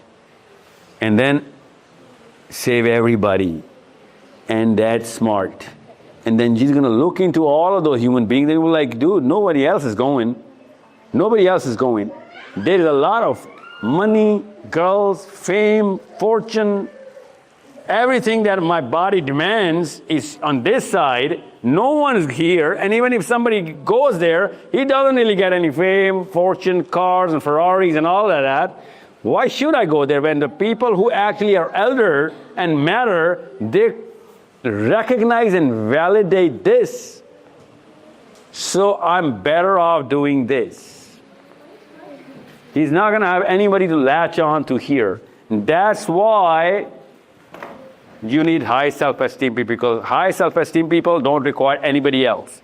They're the first drop of the rain. A low self-esteem is always going to wait for others to do, and I'm going to follow. So you are not going to be questioned only for your own self. You'll be like, आपको तो पता था कि क्या गलती हुई है, एक लेक्चर चली गई थी आप, इसके साथ तो रिपीट कैसे किया आपने? That means you were not sincere to him, because you didn't believe in the day of judgment, which Zarnab says, right? Why don't people believe in the day of judgment? Well, yeah, you are a living proof that people don't believe in. Otherwise, the cycle would not have repeated. आपके साथ तो सास ने ज़बरदस्ती की थी, इसके साथ तो आपने ज़बरदस्ती की ना, सास ने तो नहीं की, इसकी दादी ने.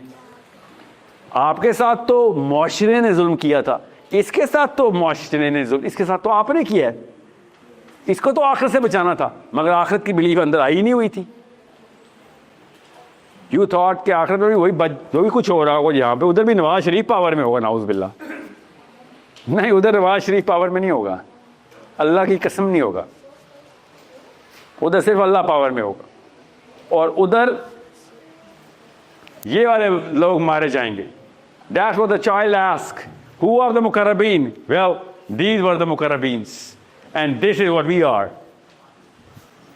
Prophet ﷺ told us that. He says, this is the best of the time human beings are going to see. Every time following this is going to be worse from the following or the time before that. So every 100 years are going to be worse than the last 100 years. So no more mukarrabeens coming just like that, because we are in the worst of the worst. We're 1400 years after that. So you tell me, how many are we going to get? We're not going to get everybody. So what are we going to do? We're going to do this. Allah says in the Quran, إِنَّ اللَّهَ لَا يُغَيِّرُ مَا بِقَوْمٍ حَتَّى يُغَيِّرُ مَا بِأَنفُسِهِمْ. That if his mommy, his daddy is not going to work on him, I am not going to give him any divine help. Nothing, sorry, zilch. I am not, because Allah says, أنفسهم, plural. Qawm, plural. No help is coming. So what are we going to do? Well, how do you go? I go back. Back. All right, can you go back on the first slide, please? First slide. This is not the first slide.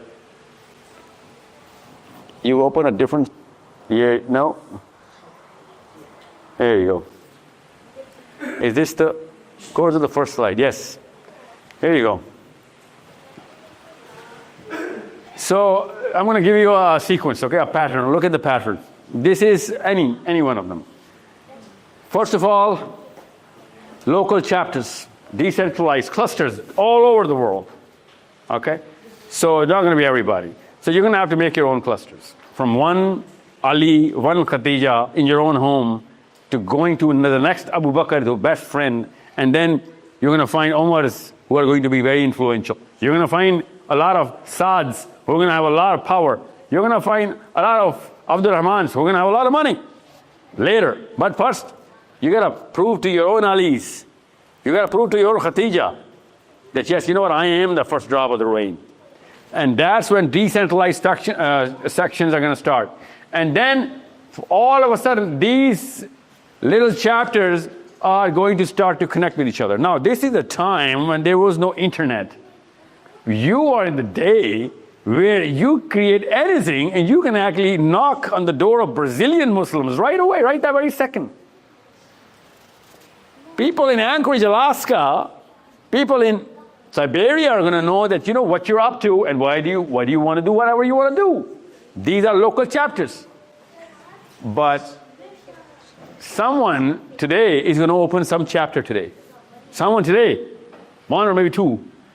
And 1 week of no response and he's going to give up right there.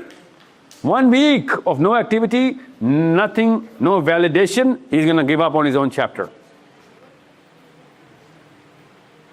I want to recite something in Urdu so that आपके दिमाग की नस पे लगे. अल्लाह के नबी सल्लल्लाहु अलैहि वसल्लम ने इरशाद फरमाया कि अल्लाह ताला मुस्कुराते हैं. साहबा ने कहा या रसूलल्लाह अल्लाह कब मुस्कुराते हैं? तो अल्लाह ताला के नबी सल्लल्लाहु अलैहि वसल्लम ने इरशाद फरमाया कि अल्लाह ताला मुसलमान को टेस्ट करते हैं, मुसीबत से टेस्ट करते हैं और टेस्ट करते हैं यहाँ तक कि अल्लाह ताला फैसला करते हैं कि अब इसका टेस्ट ख़त्म और अब इसको मैं नवाजता हूँ इसके सब्र पे. इतने में वो सब्र छोड़ देता है. अल्लाह ताला उसे मुस्कुराते हैं कि अभी मैं तुझे देने लगा था और अभी तू ना शुक्री करके बागी हो गया. You became a rebel at the time and I'm about to provide for you. I just tested you once, twice, thrice, and the moment I was about to give you your return, you became a rebel and then you became ungrateful. You took arms against your own God every single time. That's when Allah smiles. Like this is where Allah says in the Quran, man is impatient. Human being is impatient. That he just does not have the perseverance. So who does not have the perseverance? A guy who looks for validation will never have perseverance. That's why I need high self-esteem. Because he does not look for anybody else's opinion. No one's going to shake him down. You have shakedowns in England, eh? No one's going to shake him down of his own philosophy. Why? Because he believes in the truth. So, once you have the chapter, where is it? Once you have a local chapter, it's going to grow into a global chapter of activism. Then you're going to become a lobby. 10 or 12 chapters coming together is a lobby. 100,000 chapters coming together is not just a lobby, it's a force. Force to reckon with, as Roshan put it. Force to reckon with. And as soon as you become a force to reckon with, all the low self-esteem people, if there are any, they raise their self-esteem because of the accumulative force. And they start boasting about it. It's called endowment effect. Even if I'm a poor player in a very good winning team, I still get to boast about, oh, this is my jersey. I'm in Arsenal. Even though I'm the worst player in Arsenal, but I get the dividends of everything Arsenal's going to do. Hence, I'm going to generate esteem through the brand. That comes on stage 3. But we do not have the patience to go through stage 1 or 2 because that's a very tough stage. You're going to have to convince people, talk to them, rationalize things, reason with them, reference things, logic, evidence. Can't just have emotional flurries and people are going to be like, oh, meri type ki aqidat hai iski. Aqidat doesn't count. Aqidah counts.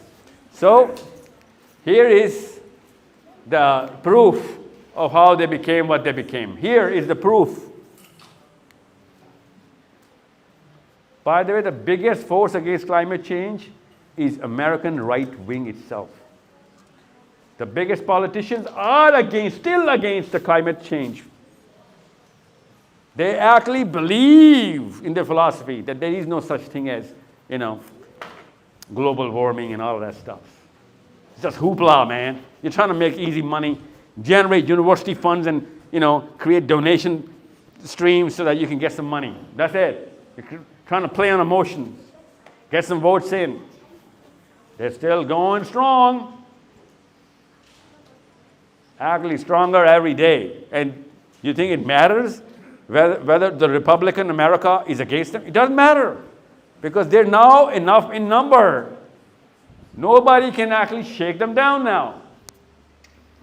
That's why I want you guys to go through this. Same mechanism. What's the purpose? What's the purpose? Thy kingdom come is our purpose. You got to make sure everyone is protected.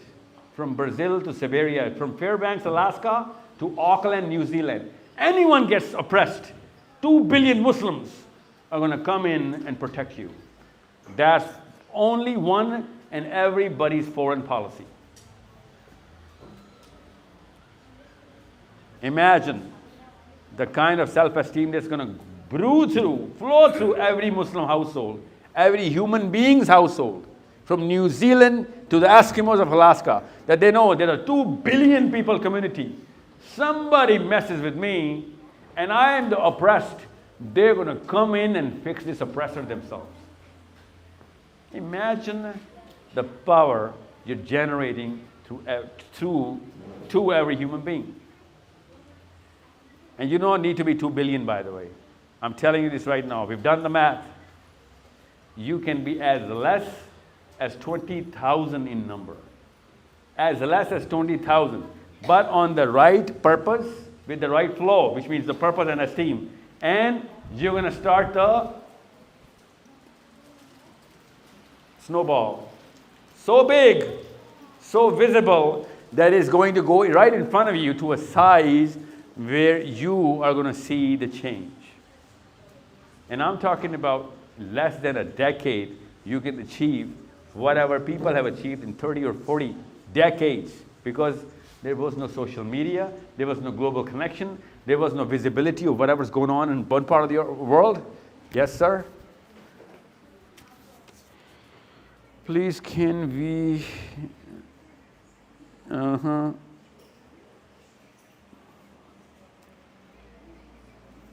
God save the Queen.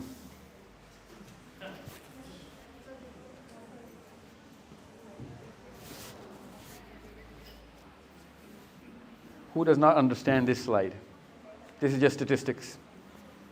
From field rooms to engine rooms. From engine rooms to command rooms. Field rooms to engine rooms to command rooms. Let me give you a one-line vision. This girl, come here, Pita, come here. This girl,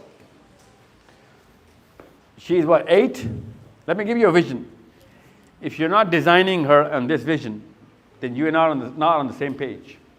This girl in the back seat of her own car with a laptop, in less than 5, how old are you, 8? 8. Less than 7, okay, 10 years. Less than 10 years. She is being driven by some chauffeur or whatever. She goes in her own back seat of her car with a laptop on. And whatever she writes changes the foreign policy of at least 1 or 2 countries. That's when you've done your Muslim job right now in this day and age. You understand me?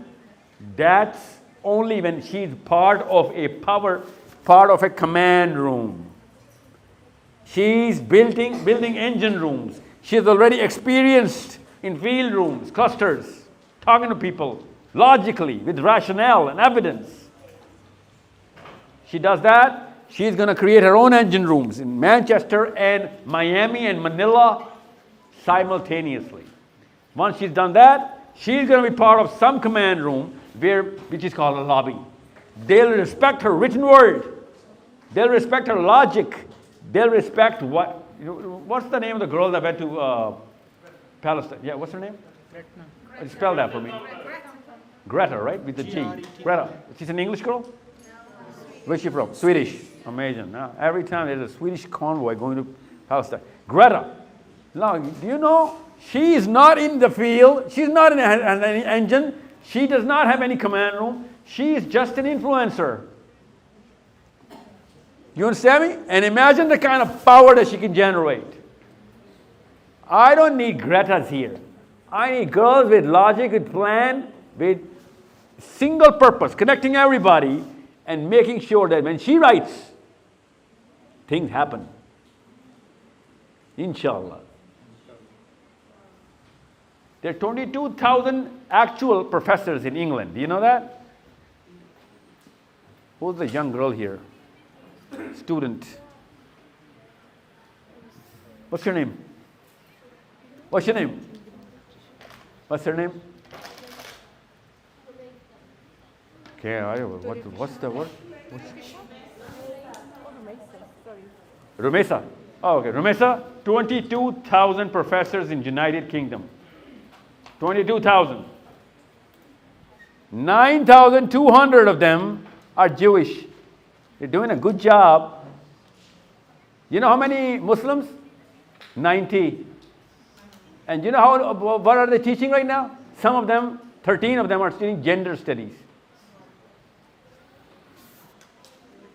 90, Rumesa, out of 22,000.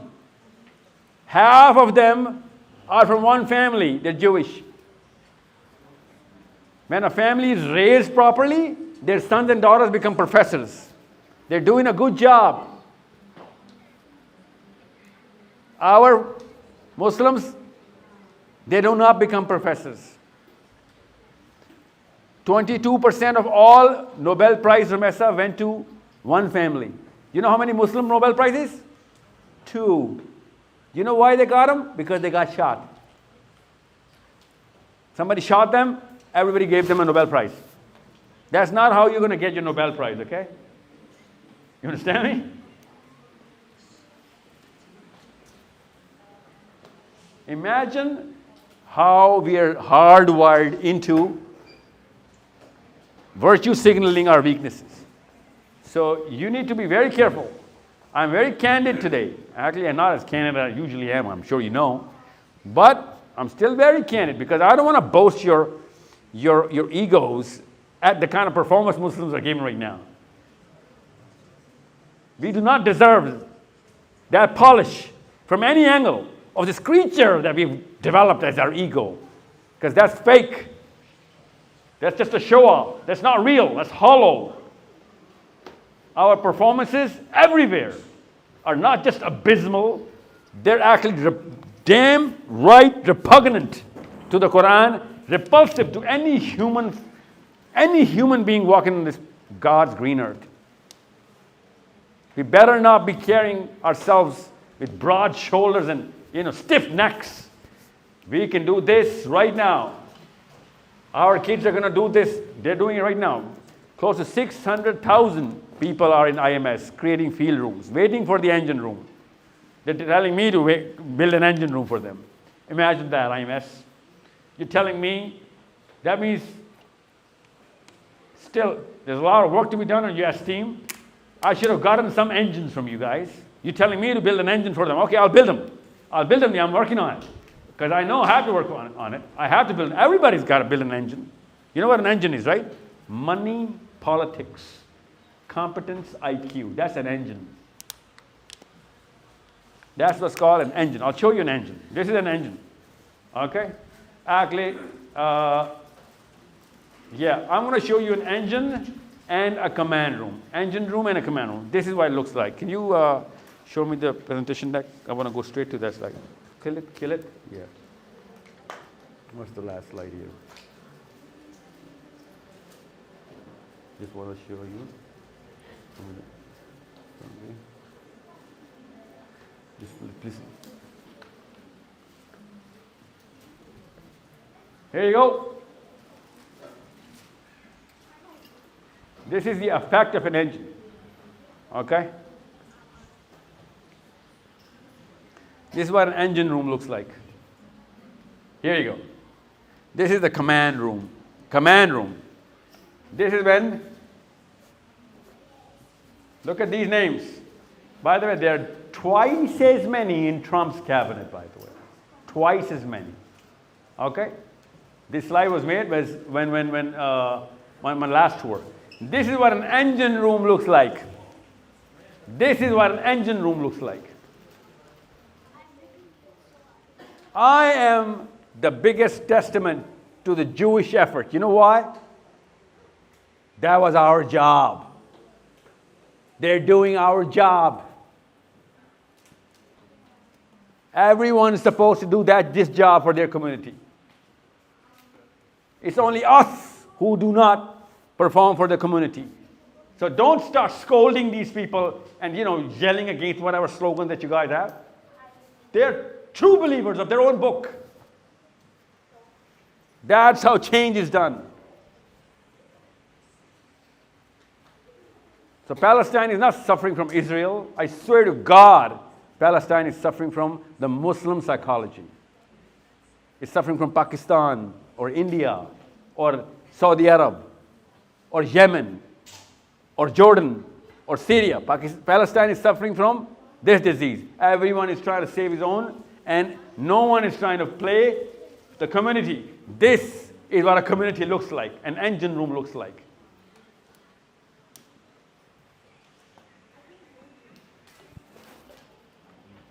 That's when I said, now come here, Zarna. Now you'll understand pre and post commercial, right? Now you'll understand when I said, this girl jumps into her car, opens her laptop, writes any article. Something big should change in the foreign policy as much as a foreign policy, as low as a foreign policy, as much as a movement globally. This is Zarnab's. This is a girl. Look, girl.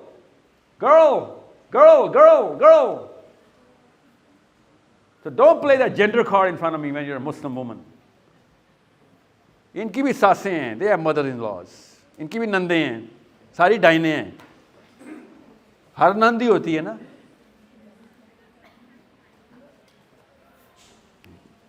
Look, बेचारी मजलूम. इसके घर पे चूल्हा फट गया था एक दफ़ा. बड़ी मुश्किल से बची थी ये. इसकी तो सास ने जादू किया हुआ इसको, तभी तो ये ज़्यादा वोट नहीं ले सकी.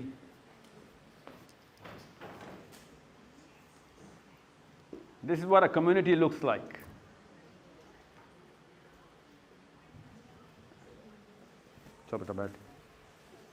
So, when I say engine rooms, I mean people with credibility, people with eloquence, which is called grammar, and people with their homework. When they have done their research, when they open their mouth, sense comes out. Okay? And whenever you're going to find anyone, when he or she opens their mouth and sense comes out, you are going to fight tooth and nail to make sure that person speaks in front of you again. That's human nature. Wherever he's speaking, you're going to get there. That's called virality. That's called followership. That is not in our hands. That's how God designed us. Whoever's speaking sense, people make sure he keeps speaking. That's what our kids need to do. And this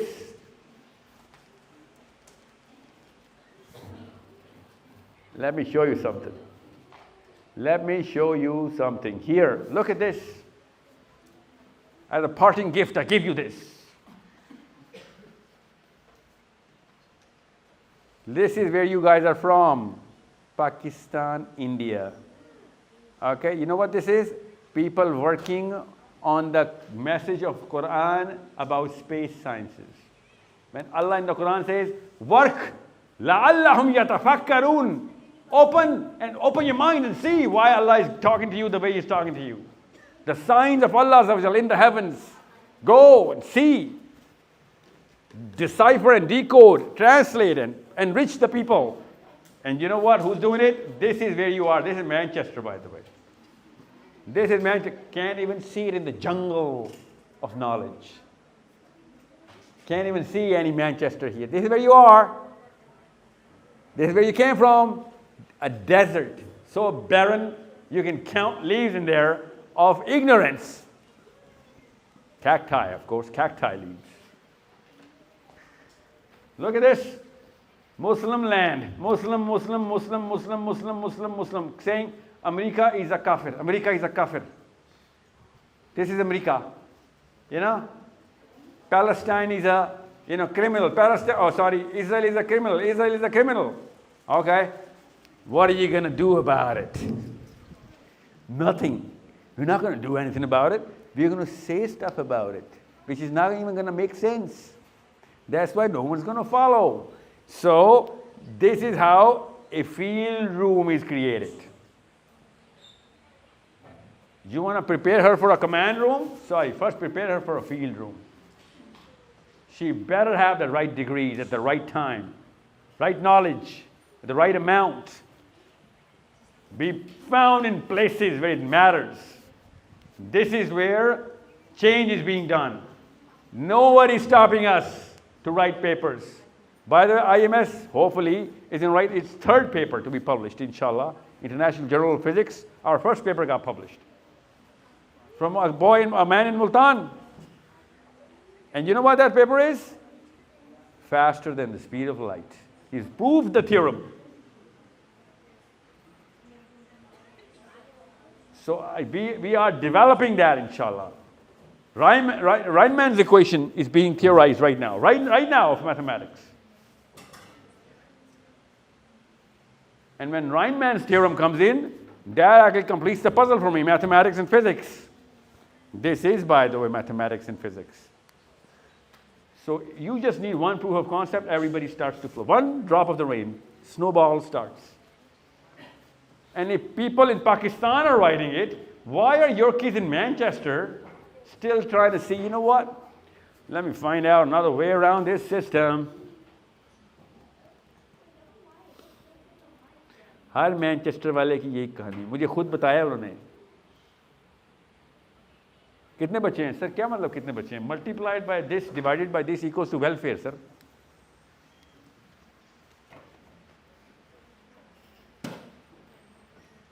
This is Great Britain. That's the utility of Great Britain. I'm telling you, I'm honest, man. I'm a Muslim. I'm not going to hide it. If I were King Charles, I'd be kicking out some Pakistanis myself. If not all. The way we're performing, I'm not going to hide it. So, आपको पता है पाकिस्तान में I'll do that in English, especially for the Canadians. Do you know how many people in Pakistan are living on government welfare in Pakistan? Do you know that? That's a goodbye gift for this session. Think about it. In Pakistan, how many people are in government welfare? Who knows the answer to this question in Manchester? In Pakistan. I did not say England. I said Pakistan.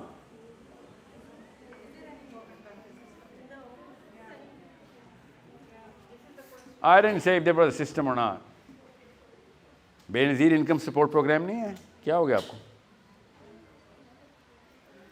क्या पाकिस्तान में बच्चे मुफ्त school में नहीं पढ़ते पढ़ते पाकिस्तान में अस्पताल मुफ्त नहीं है मुफ्त है 100% मुफ्त है 2 रुपए की पर्ची बनती है अभी भी स्कूल की फीस पता कितनी है पाकिस्तान में 5 रुपए महीना can't even do the math on converting into pounds there is no currency in 1 pence equals to what 30 rupees 40 rupees now 1 pence 10 रुपए होगी अब जी जी इतनी है और इतनी है 100 रुपए तक नहीं गई नहीं और चले 100 ले लें चलें 100 ले लें 1 pence 2 pence right you got it pence right not a penny 2 pence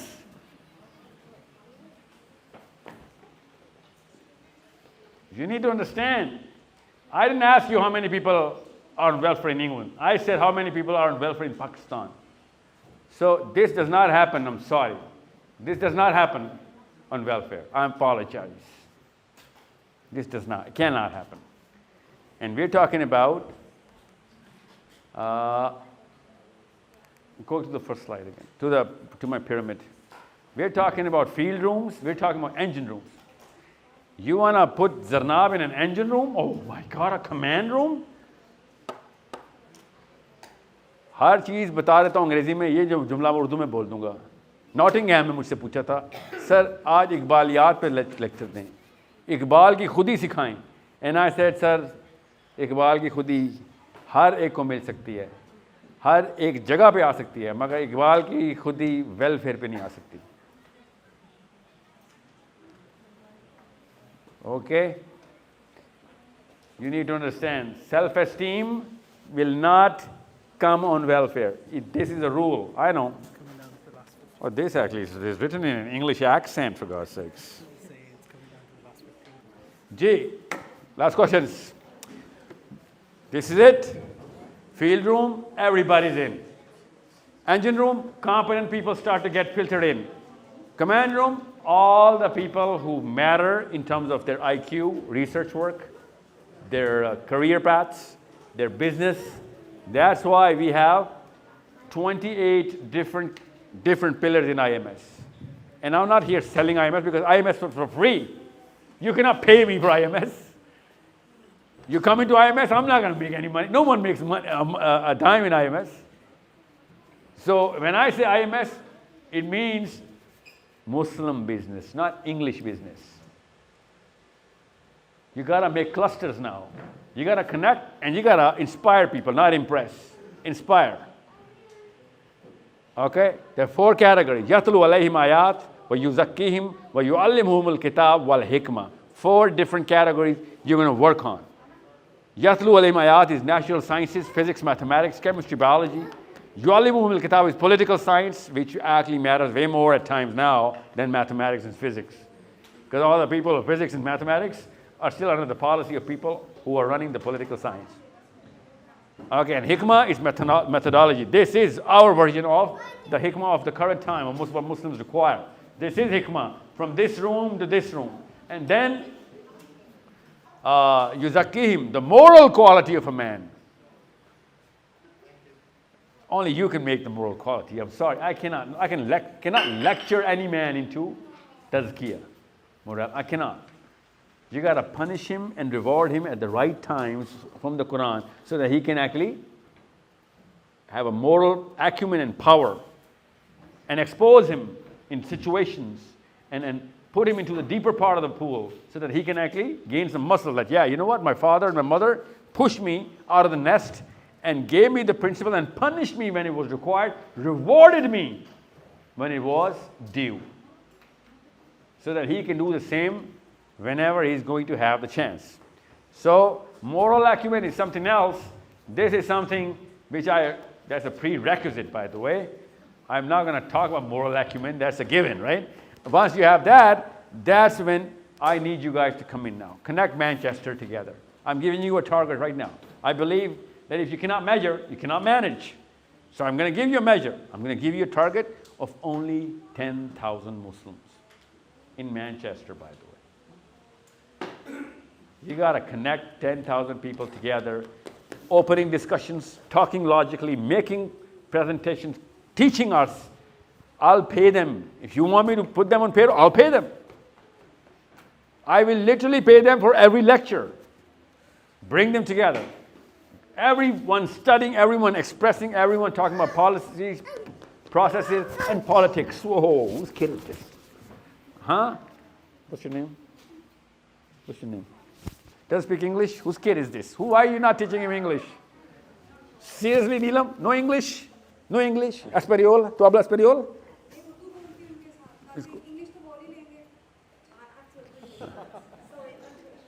Chale, koi baat nahi. It's all right. Urdu, English doesn't matter. So, any questions till now? Any questions? Yes, sir. Last few questions only, okay? We gotta vacate the premises. Before somebody comes in and pulls me out, Thank you so much for your patience. It's not easy listening to a speaker like me. I'm not apologizing for it. I'm thanking you for it, okay? Ji sir. Wa alaikum assalam wa rahmatullah.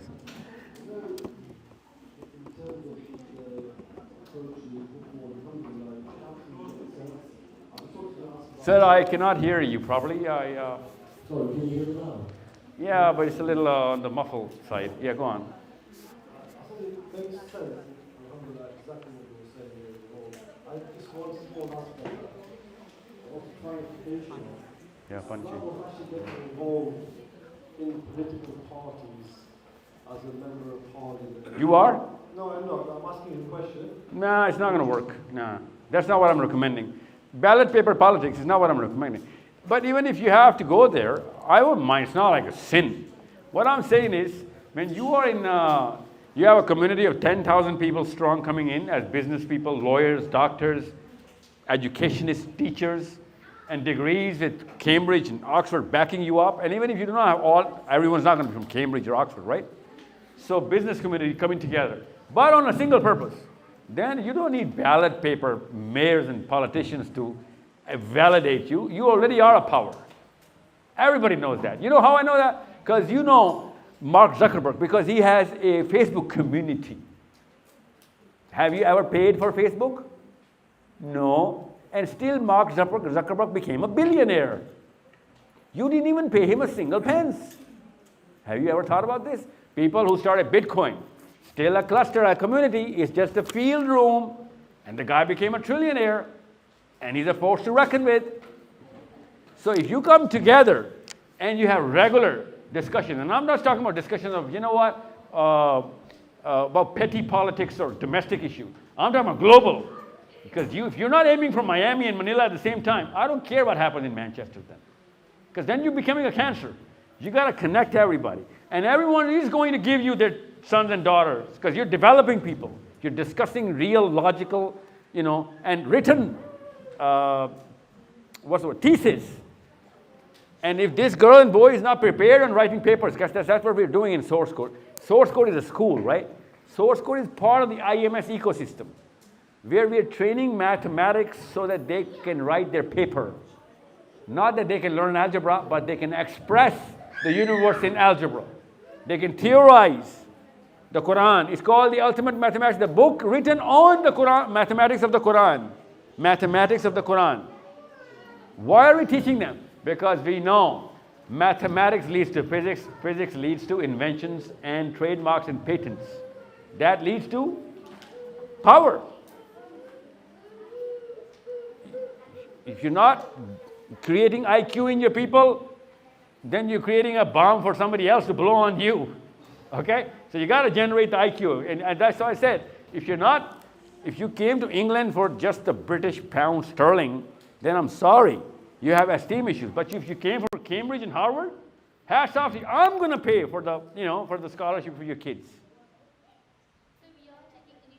I know. I'm sure there are some people, but I want to change the purpose here. Cambridge is a religious institute right now with the kind of quality of mathematics and physics it's offering right now. And I'm not saying all faculties. I'm just talking about these two, because I know, I measure them. In Canada, only one university lives up to the standards. In England, there are 6. There used to be way more, though, by the way. There's only 6 now. The drop in quality, because there's so much going on around academia.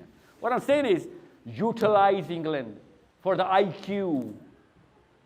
Maybe 10 years from now, and I'm telling you, this child most probably is not going to go to any university. At that time, the current education system is not going to survive.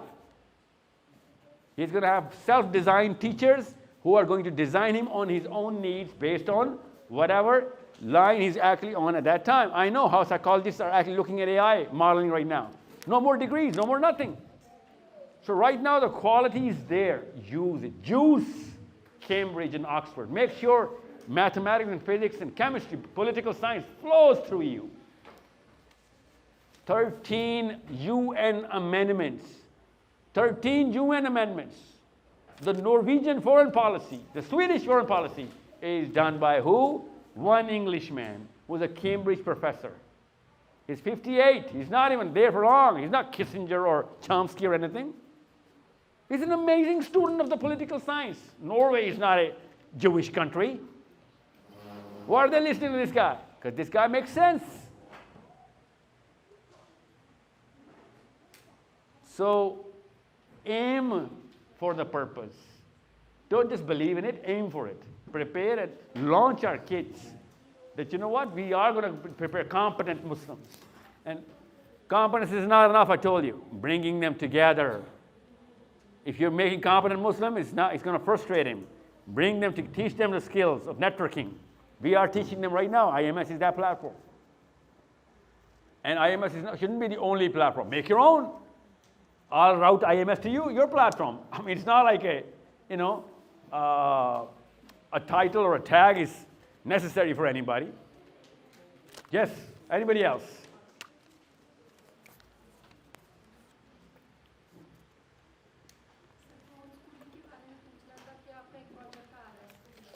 Homeschooling, inshallah. I'm going to be coming to Birmingham, inshallah. I'm going to be coming to London, actually London a few times. The dates are going to be on your screen.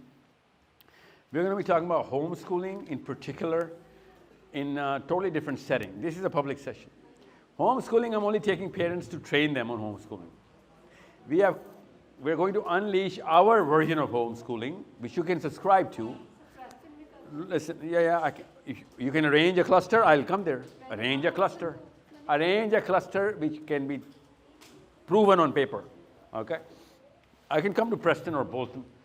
So homeschooling is coming in September as an option for all those people who are focused on challenging this education system. That's my primary motive, because this current education school system drops the IQ by more than 20 points. I need IQ here. I need very high IQ. I need at least 150 plus. That's why I'm parenting and homeschooling workshops are being done in Birmingham. I'm coming to Milton Keynes. I'm coming to London on the 19th. When is the parenting thing? 19th in London, inshallah. And the public session is? Public London 30th? 6th of February. Ji, homeschooling, aapka jo question hai. What is homeschooling? We're going to describe it in that day. It's an 8-hour thing, or a 5-hour thing. I'm not going to give you an answer in 5 hours. Let me show you if no, you know what, I'm not going to show you. I'll give it to you.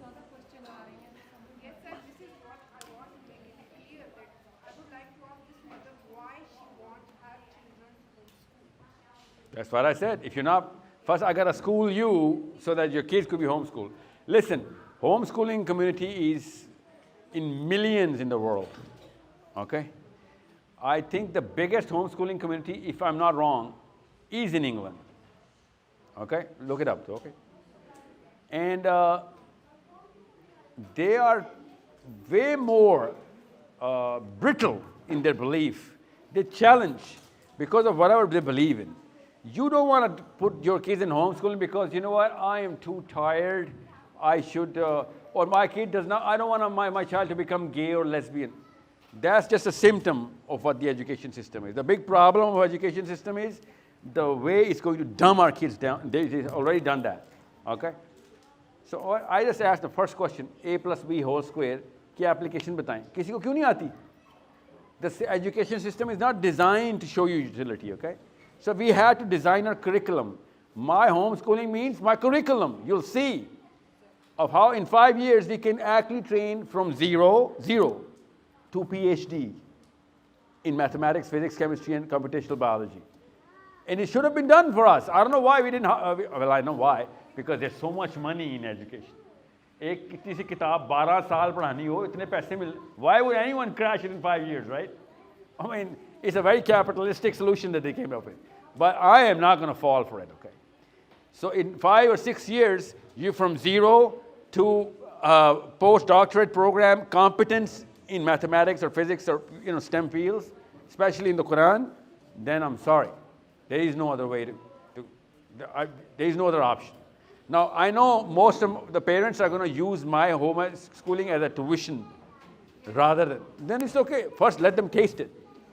Then they'll be like, you know what, apni marzi ka time, apni marzi ke schedules, or sports mandatory, social activities mandatory, jo hum hi arrange kar rahe hain. So people are going to offer it later. Right now, we are not going to say yes to everyone. We're qualifying only 300 people per city. इससे ज़्यादा ले ही नहीं रहा मैं. क्या आपकी अम्मी इस काबिल ही नहीं हुई है बुक तो होम स्कूलिंग तो बच्चे को रिएक्ट कर देगी. वो डिप्रेशन में डाल दोगे बच्चे को कि पता नहीं हो क्या रहा है ये मेरे साथ. ऐसे नहीं होने दूंगे. पहले अम्मा अब्बा तैयार होंगे फिर होम स्कूलिंग में आएंगे. ओके जी सर. वालेकुम सलाम. I'm supportive of your general thrust and what you're trying to achieve. I've got no problems with that. Alhamdulillah, that's very good. However, I've also done, however. There's no however. I've also done some work in some areas like this. I've put presentations together to guide the ulama how to deal with some of the threats we face, ideological, like LGBT, secularism and stuff like that. Some of your examples you give, I think they're a bit disconnected from what your aim is. And I don't want to take your time here. No, give me an example. No, if you've got 10 minutes, I can share with you some of my stuff to help you. Oh, for sure. Oh, please do. That's exactly what I want everyone to see. This is what I need. Written word, work, research, gain, IQ. Everybody's accumulative IQ has to go up. Please, sir, raise our IQ. Okay? Not just give it to me, but give it to all IMS. So first you start with me, obviously, because no, but it's freely available on the internet. How we share it? No, but we do not have freely available speakers. People are not going to log into something which they don't even know exists, right? So I need you to be on the center stage so that it will motivate people to come in. This initiative is missing in Muslims, okay? So please do. Any kind of correction right now would mean a lot more than to correct it later on. And you know what? Most of the damage is done by me. Anything else? Guys, again, Jazakallah khair kathira. May we all have a single purpose and we develop each other's esteem so that we can actually, be together in the day of judgment with big smiles on our face, inshallah. Assalamu alaikum wa rahmatullahi wa barakatuh.